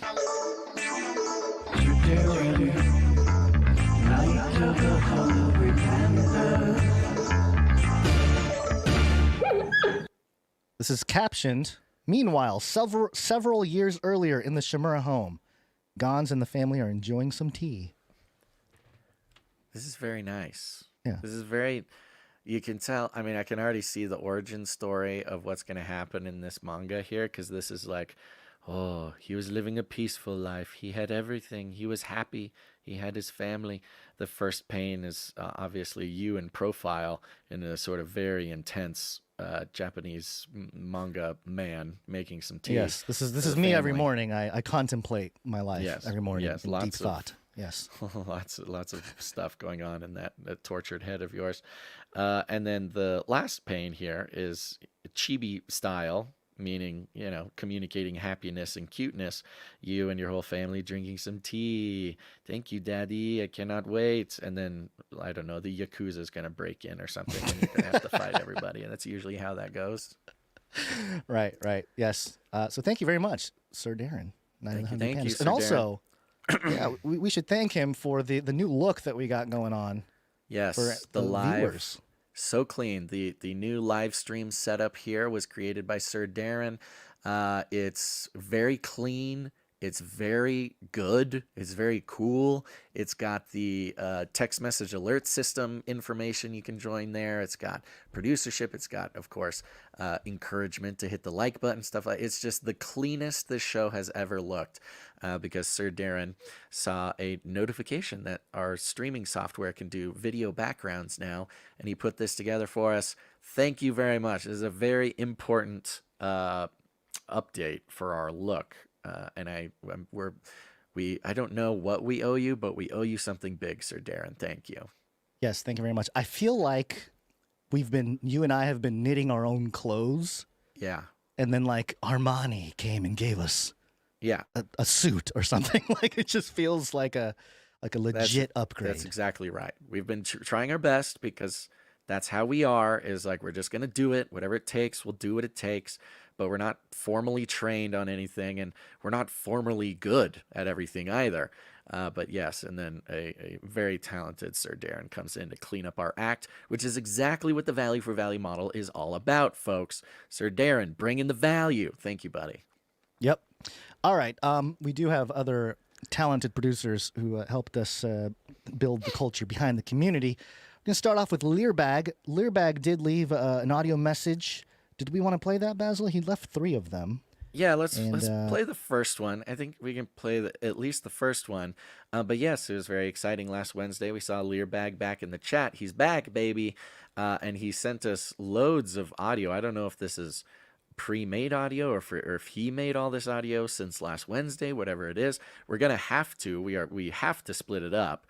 Yeah, we're gonna split it up for because it's so much. But we're very happy to have Learbag back on the team here. So let's play this first message from him. He left it on the speak pipe that anybody can go leave a message. You'll see a green tab at canarycrynewstalk.com, and that's exactly what Learbag did here. Yep, let's hear the message here. If it will play. What up? It's your boy Lear. I'm back. You're back. Look, you're back. You're mad. You're upset. I know. I get it. It's all right. I would be too. But hey, life happens, and I now have 3 boys. Ooh. 3 boys. I'm a big guy, by the way. Proud to say I'm part of the Body by Basil Big Boy gang. Yeah, boy. Pretty swole nowadays, to toot my own horn. Shout out that Apocalypse music, by the way. That was sick. And Sir Darren's workout a little bit jam. of a sneak peek or a spoiler, you would say. I got a 7-string guitar, and that Jim medley was inspiring. So I'll leave it at that. Point is, I got 3 grown boys. If they're anything like me, they're gonna be. I'm gonna be at the grocery store more than I am at my house. So, I got a big boy job, and I guess people want to talk to me or something because now I have to like actually work and like go on meetings and can't be on my phone all day anymore. Is that the end of that one? It's the end of that one. There's one. Okay.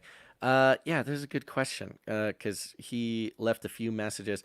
I'll summarize this. It was very great to hear back from you, Learbag. For those who don't know Learbag, he's back from a couple years of hiatus here, and he's been, living life like you got to do. Sometimes you got to take a break. Sometimes you got to figure stuff out. He spent lots of time in contemplation and study. He's told us about all these books that he was reading and getting his theology right and getting his life on track. And we're very proud of him for this. We recommend everybody go through whatever process you got to go through to come out the other side, to be a powerful actor here for God on earth. And we're very happy that Learbag is back. He's back in the chat. He mentioned he was welcomed so warmly by everybody in the chat, and we're very glad to have him back. And he sent us a whole bushel full of of audio. Are we gonna play one or two? I was gonna play one. Yeah. Okay. So certainly we'll be hearing more from Learback. Hopefully, Yes. we get it. We get it. Sometimes you can get excited, and then life doesn't allow. But we are grateful for Learbag being back on the team here. Yep. And so if you are familiar with the Lint Trap song, I believe that was Learbag who put together that one as some an of example. the most epic tracks were Learbag. Yes. The one we're going to play today, it's labeled Bluesy. Let's see, Bluesy. iRig could be CC. So my name's Basil. You're gonna be so happy with me. You're gonna love this. You're gonna love this show. You're gonna think I'm so smart. You're gonna be so happy with me. So good. So good. That's like very good. I like it. It is bluesy. I like it. It's bluesy. That was one fun. of the things that we picked out from Trump's sort of strategy nowadays is just like, oh, you're gonna love it. I'm the best. You're gonna love me. You're gonna love me. And in the videos, I mean, he's got some pretty bold comments. He's like, I am not gonna let you down. I'm standing in the way, and I'm not. He's just the king at like setting very high expectations for himself. So that was our attempt to pull a Trump in that case. Right. Excellent job. Thank you very much for that. And we'll thank Learbag for the next, 7 episodes or something. And we'll play each one of these little tracks that he brought in. So There's thank you very much. Ones. Okay, moving on here. We have Alex, a.k.a. Seek and Ye Shall Find, who gave us a piece of art here. Love your podcast. I drew this doodle while watching your stream. CCNT 764. That was the last episode, which I'm still watching live. How long was that episode? Still watching. I don't know. Maybe put it on repeat. But yeah, it looks great. Looks amazing. It's like an that's ink very drawing. cool. Little Google, whatever, little doodle here of Gons looking straight ahead. I am in profile behind you, kind of like a movie poster type of thing. You are wearing your headphones. You got your hat on. You got your glasses. I'm back there. He's doodled something that I have attempted to try to create several times. Because if we're gonna do like live appearances and stuff, like I need somehow to work the googly guys in to an in-person type thing. I don't know how to do it, but he's got googly eyes on like a pair of sunglasses. It's working very well for me right now. And somebody, it's either you or it's me. It's a disembodied hand. And coming out of the coyote hole punch, we've got a flag, like an old Wile E. Coyote type of instrument. And the flag rolls out and says, "Thou shalt not kill," which is pretty heavy. It's pretty heavy. It's like it's very cool. It's kind of like, oh, I don't want to mess with these guys. They really seem like they mean business, but also like, oh, they're also very godly. Are they pacifists or are they going to hurt me? I can't tell. Yeah, I could picture using this type of moment in we get some kind of hostage situation. We collect some progressive lefty Democrats that are trying to break in or something. We scare them with the hole puncher. They think it's over, and then boom, thou shalt not kill flag comes out, and it's got like spared. It's got like a John Wick kind of vibe. Like I don't need this. I don't need look, I don't need to kill you, but you're gonna wish I had. Something like that. Yeah. Very cool. Awesome. Thank I love you, it. Alex. Thank you. Appreciate it. And we have one microfiction, if you are up for it, Mr. Basil. Oh, yep. Give me 1 second. Here's a microfiction. My hands were all sweaty. Microfiction. Time. Microfiction. This is one's by Stephen S. And sweaty hand microfiction is the best kind. So Yep. I'm looking forward to it. Here we go. You ready? Yep, ready, Freddy. Let's do it. Let's do it. President, what do I wear? Asks a Democrat hopeful in a power lunch with Agent Street, clad in a hot pink pantsuit and stilettos. Purple, honey, a blend of red and blue with a string of pearls, showing the world you are the discovered treasure.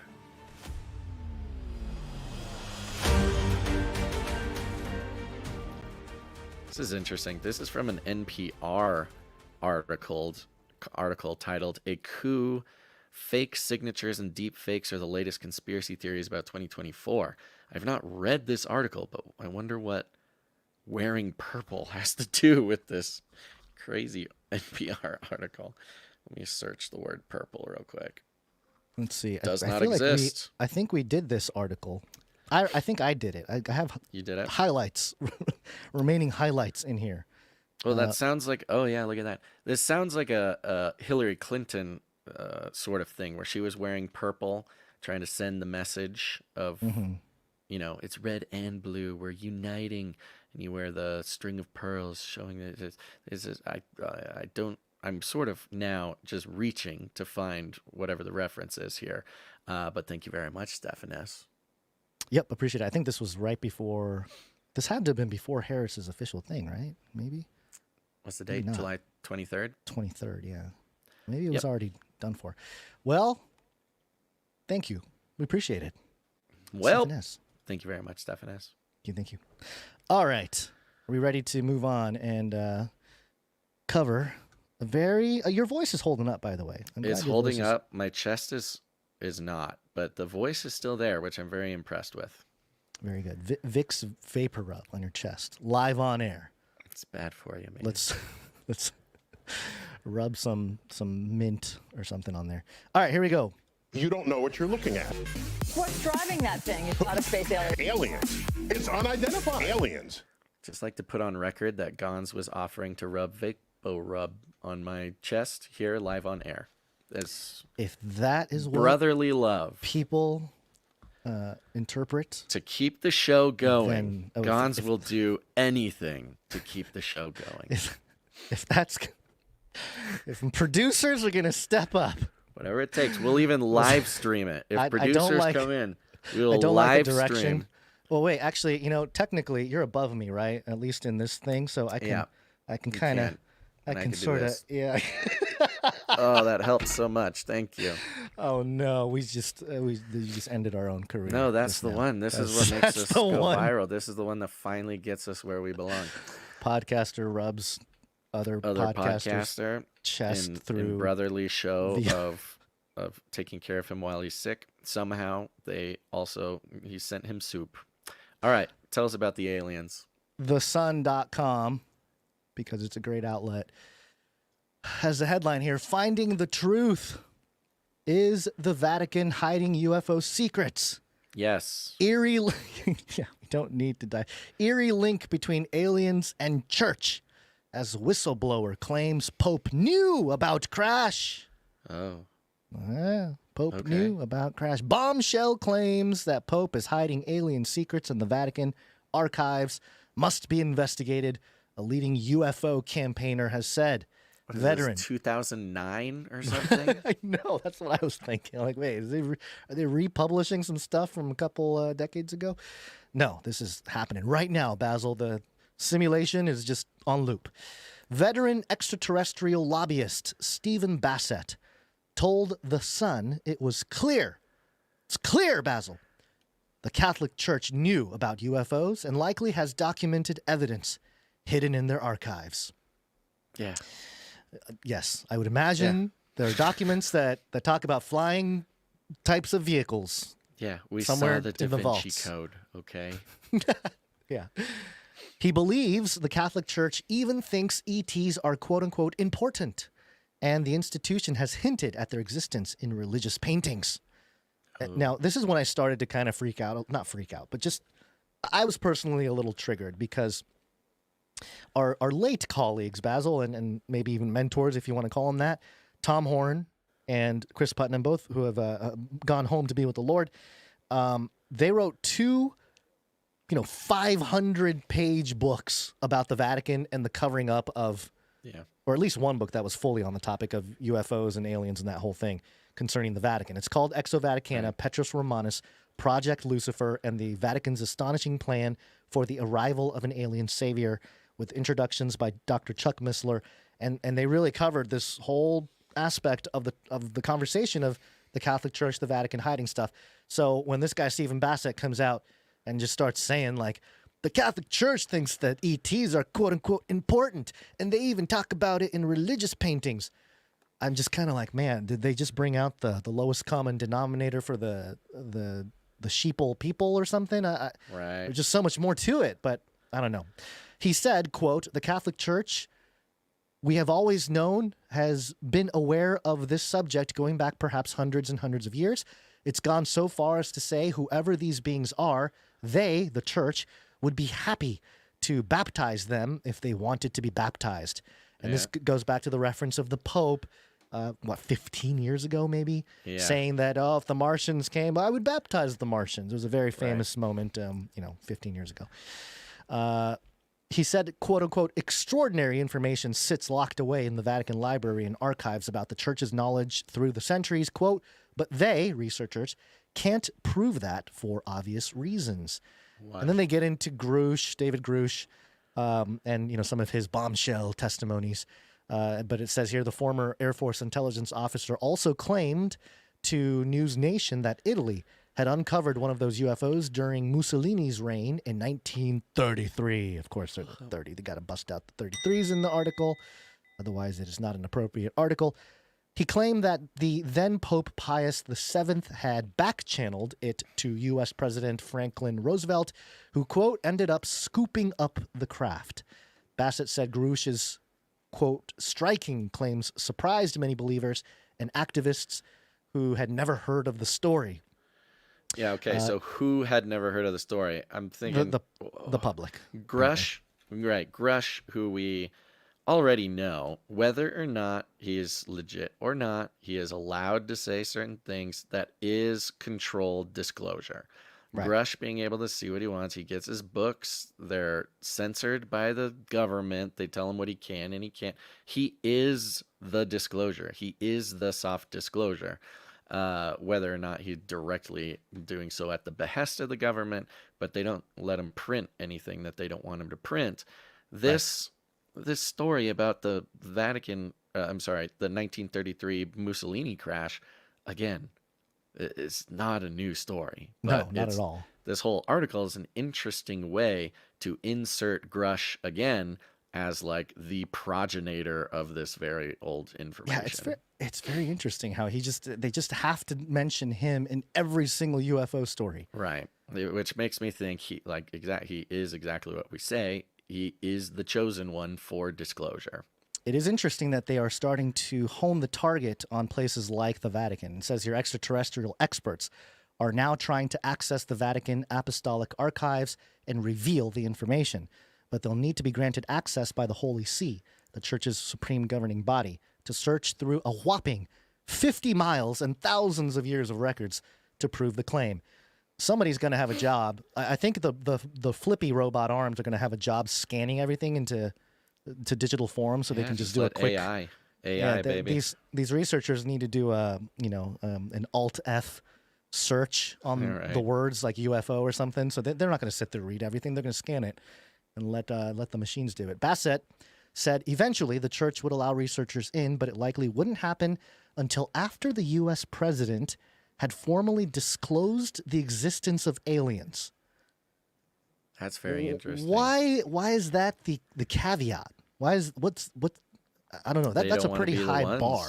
They don't want to be the ones. It's not, they got to deal with the aliens. They don't want to be the ones to break the deal. So is there really like a international hot potato going on with who's going to be the one that has to come to the public with alien knowledge? I would not be surprised, especially if there is some sort of That's true. agreement, If the aliens are like, okay, Vatican, just don't tell anybody, please. The Vatican's like, we're not telling anybody. We're not gonna do anything against what they We want. said we'd baptize you. We love you. Trump, on the other worship hand, you. might just be the one to be like, yeah, There's aliens. Maybe it's tonight. Maybe it's coming up in a couple hours. He's part of the deal. I saw the vehicles. I rode a vehicle. Fantastic vehicle. Fast vehicle.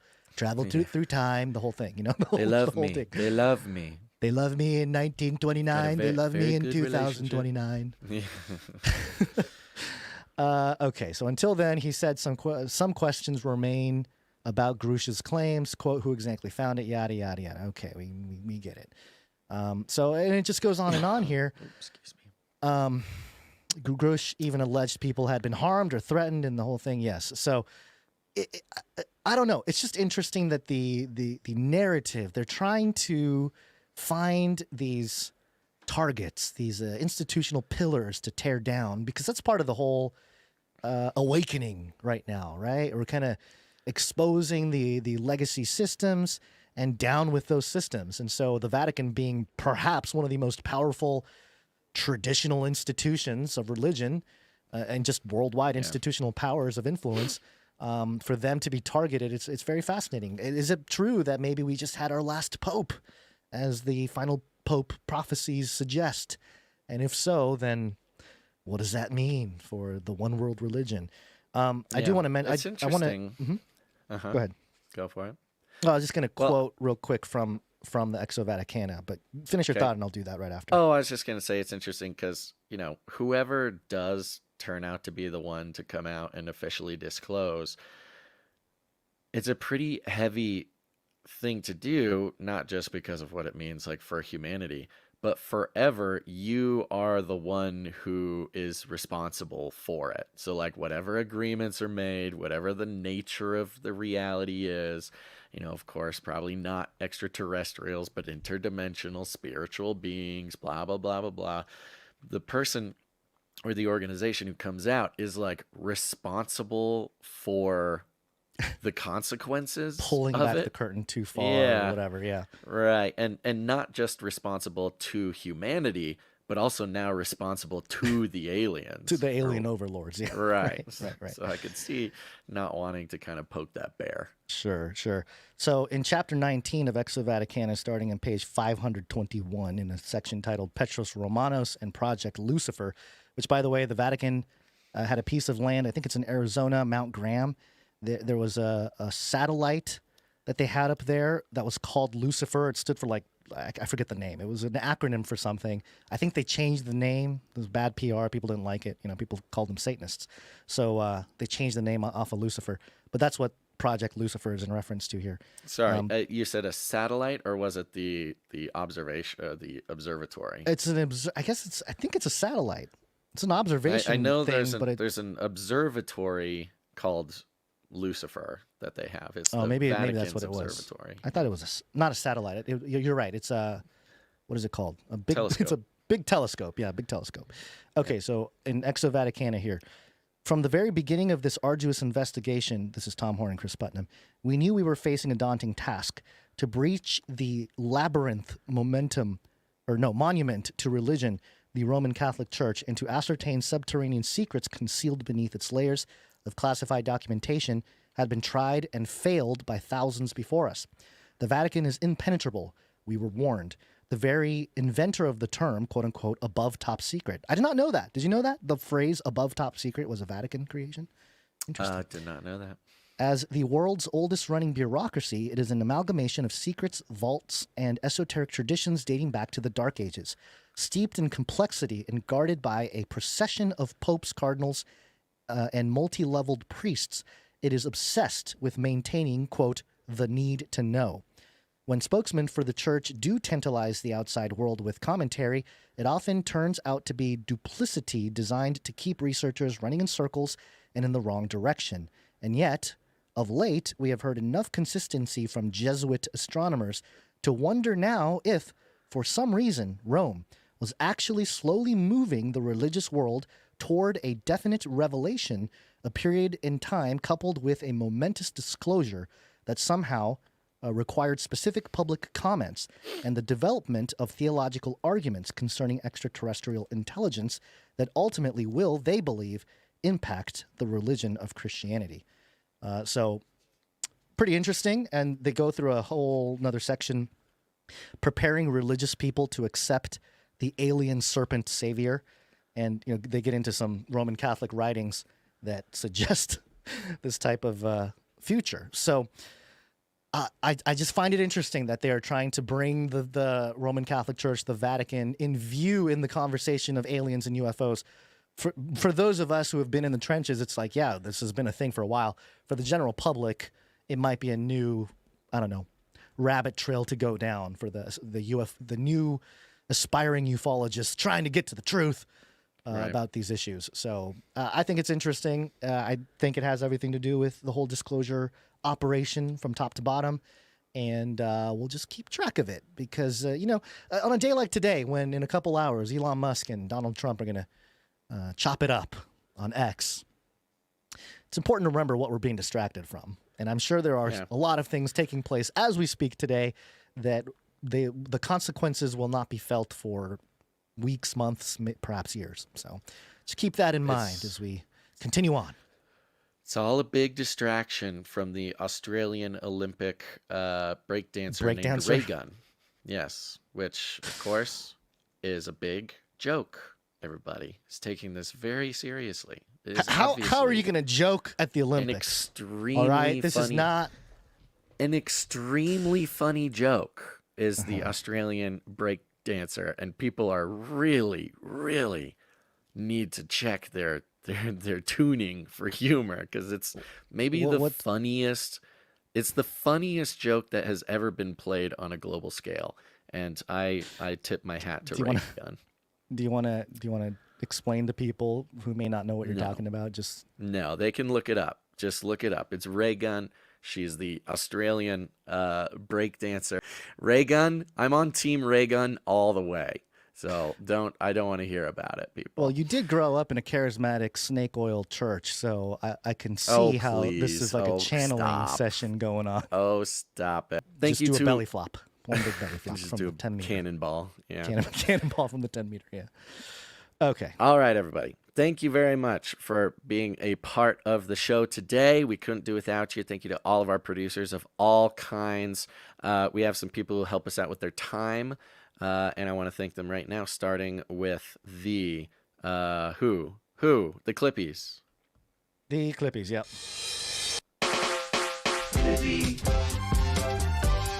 Clippy on those videos.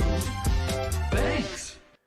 Yep, thank you, Clippies, for making the world go round, getting those clips of the show out for us. Thank you to Courtney S., Jolmes, and Kristen for your very hard work. Oh, we need to fix that thing for them. That's right. We Sorry, ran out of data. Clippies, we'll fix the thing for you. They all want to share their data. Forgot about it. Yeah. Mm-hmm. And also thank you to the timestampers. Timestamp, it's hard work. Timestamp. Jade Bouncerson doing timestamps for episode number 764. Thank you very much, Jade Bouncerson. Thank you, Jade Bouncerson, very much for your assistance there. And share the show, folks. Share it with your friends. Share it with your family. In a world of censorship and shadow banning, it is power to the people. The reach of this show is a direct result of people like you, human beings, talking, communicating with other human beings. Because the robots, the algos, they do not want us. They do not want us. They do not need us. They see us as a threat, and this is all very obvious. So share the show with your mom. Moms love this show, guys. I don't think you understand. Moms might constitute our biggest part of our audience. That's why we love the mothers around here. Share it with your dog, share it with your friends, whoever. But you can do it in all sorts of different ways. You can, of course, send links. You can repost on social media. This is all very important. Engage with our accounts. But you can go ahead and share it in a way that sort of expresses the gifts and the talents that God has given you. We all are here to do what God wants us to do. And if God wants you to share the show by becoming a semi-professional breakdancer for your country and getting into the Olympics, I'm telling you, this is going to change the world. Pick a sport, any sport. I don't care. Do whatever you have to do politically to represent your country in breakdancing, basket weaving, unicycle ridling, which is what it's called in the Olympics. Whatever it is, it's Grecian. I don't know why it's called that, but whatever it is, get to the Olympics, folks. Show the world what a joke it is, and we will sponsor you. You can put a Canary Cry logo right there. Tattoo it on your back, and everybody will know that the mainstream media does not have their best interests at heart, and they have a safe space here at Canary Cry to question what they've been told. You can do it that way. You can do it any way you want. We call it rattling cages, and all you got to do is walk right up to him, grab him by the cage, and then shake it. The end of the world occurred pretty much as we had predicted. I want to shake things up, stir up some controversy, rattle a few cages. Hey, stop that! You'll never silence me. I'm the last angry man, a crusader for the little guy. Leave the bird alone. Never. Rattle a few cages. Rattle a few cages. The human race will have every opportunity to improve. And if they don't? Ask Noah. Yep, just ask Noah. Gons, you got any last words? Yeah, it's breaking. Thousands of people now want President Trump to return to his social media site, Truth Social, after he posted on X for first time since August 2023, with thousands of users plan to boycott and go offline at 8 p.m. when Elon Musk and former President Trump are expected to have a space. So there's rebellion That's on the great. side of the Truth I love Social. this. I love it. War! Get out of here. It's like, it's the digital version of I'm moving to Canada. Please, go. Go to Canada. Get off the platform. That's hilarious. I hope they follow through. And I hope that it's tens of thousands. Mm-hmm. There you go. All right. Love it. Stay tuned, Well, everybody. Couple hours. Internet's going to break, and then we'll all reconvene on Wednesday. Yeah, the EMP is going to go off. They're not going to let this conversation happen. That's for sure. All right, everybody. Thanks for listening to this episode of Canary Cry News Talk. Make sure to tune in next time. But until then, think outside the cage. Feed him more. It will kill. This is not about freedom or personal choice. I'll keep you warm and safe in my people's zoo. Remember, reality is an illusion. The universe is a hologram. Buy gold. Buy! Can I tell you a sort of a twisted pleasure that I have? It's okay. No. Clearing out that lint trap. Clearing out that lint trap. Clearing out that lint trap. Clearing out that lint. Clearing out that lint trap. Clearing out that lint trap. Clearing out that lint trap. It takes time. A lint catcher. I love it, man. Hey, you gotta clean this out. It's like, a lint catcher. It's a great reset. A lint catcher. I love it, man. Hey, you gotta clean this out. A lint catcher. I love it, man. Yeah. I love peeling off that big old lint trap, rolling it into a ball, peeling off that big old lint trap. It's just like throwing it in the trash, really. Should I be saving this? No. You could knit it into a scarf or something? No. Surely. It's very soft. No. This would make really good fire starter. You are a weird prepper. Hoarder. Like a weird guy. Man.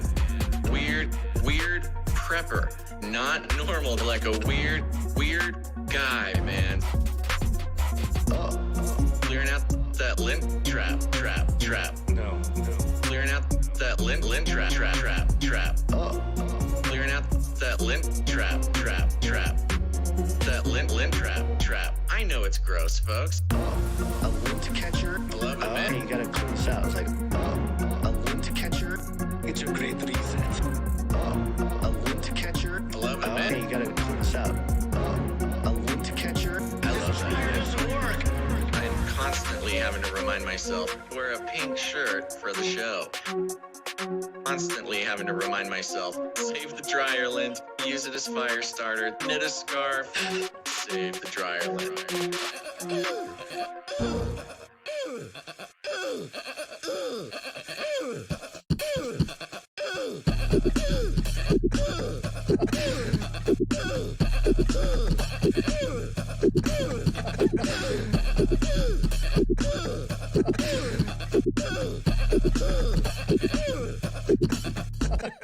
Fun fact, I believe it was another fun fact. Fun fact. Another fun fact. Brings me back to my Screamo days.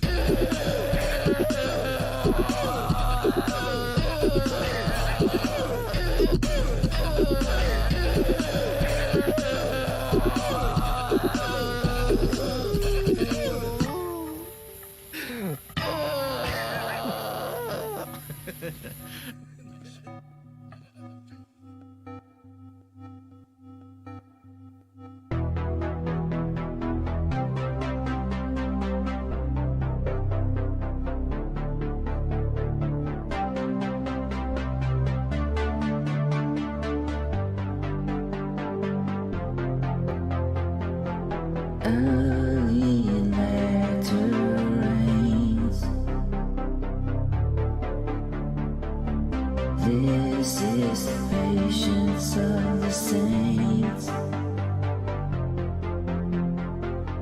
He that leadeth into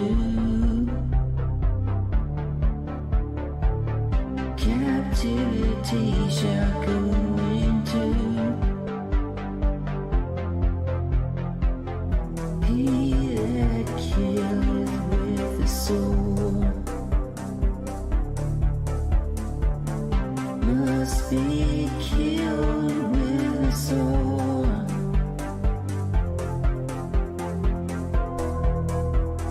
Here is the patience of the saints. Here are they that keep the commandments of God in the faith of Jesus. In the faith of Jesus.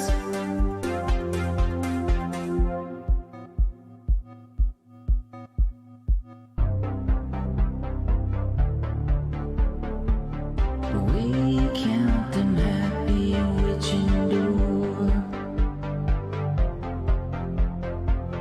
You have heard of the patience of Job.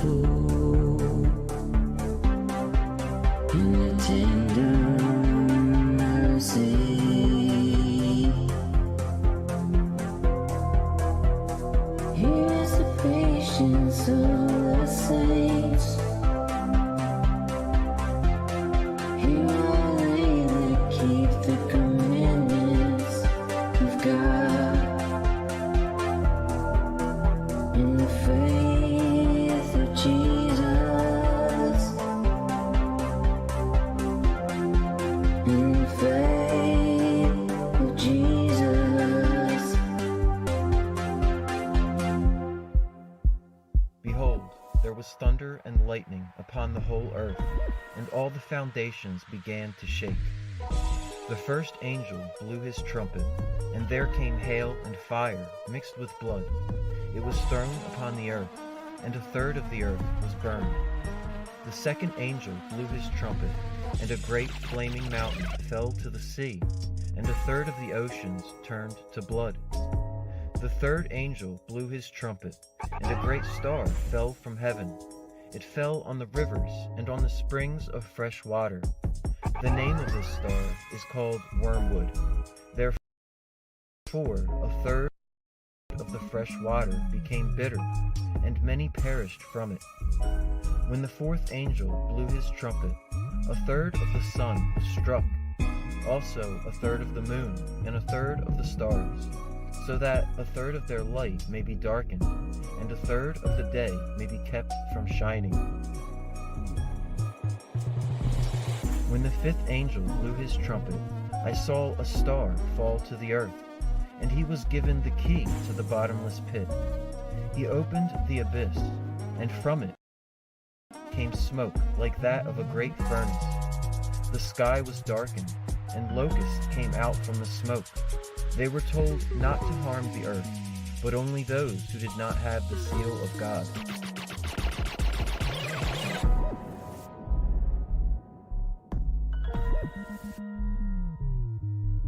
In those days, the people will seek death, and they will not find it. They will long to die, but death will flee from them. When the sixth angel blew his trumpet, I heard a voice that said, "Release the 4 angels who are bound at the great river Euphrates." These 4 angels, who had been reserved for this very hour, were released to kill a third of mankind. The rest of mankind still did not give up their idols, nor did they repent of their murders and sorceries. Then I saw another angel descending from heaven. He was wrapped in a cloud with a rainbow over his head. His face was like the sun, and his legs were like pillars of fire. He called out like a roaring lion, and the 7 thunders began to sound. I went to write, but a voice from heaven said to me, "Seal up what the 7 thunders have said, and do not write it down. Now go, take the scroll from the hand of the angel who stands before you." When I came to the angel, he said, "Take it and eat it. It will make your stomach bitter, but in your mouth it will be sweet as honey." So I took the scroll from the hand of the angel, and I ate it. Then they said to me, "Come, you must prophesy further concerning many peoples and nations and kings."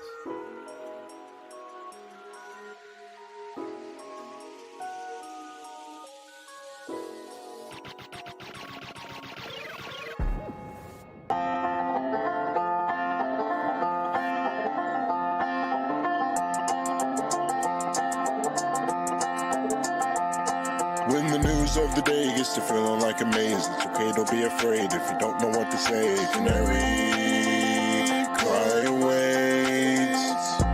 When your brain's in a haze and a headline days, come on ahead my way, I can help you out the cage. Canary, cry awaits. Canary, cry awaits. Oh, canary, cry awaits. Oh, the world's changing every day, each and every way you turn, there's another thing to learn. Reading in between the lines, thanking Jesus for our lives, and nice to see his glory shining like the sun. Run the race until it's done, come on everyone. Canary, cry awaits. Oh, canary, cry awaits. When your brain's in a haze and a headline days, come on ahead my way, I can help you out the cage. Canary, cry away. Value for value. We take no money from corporations, commies, or cartels. Canary cry, that's support.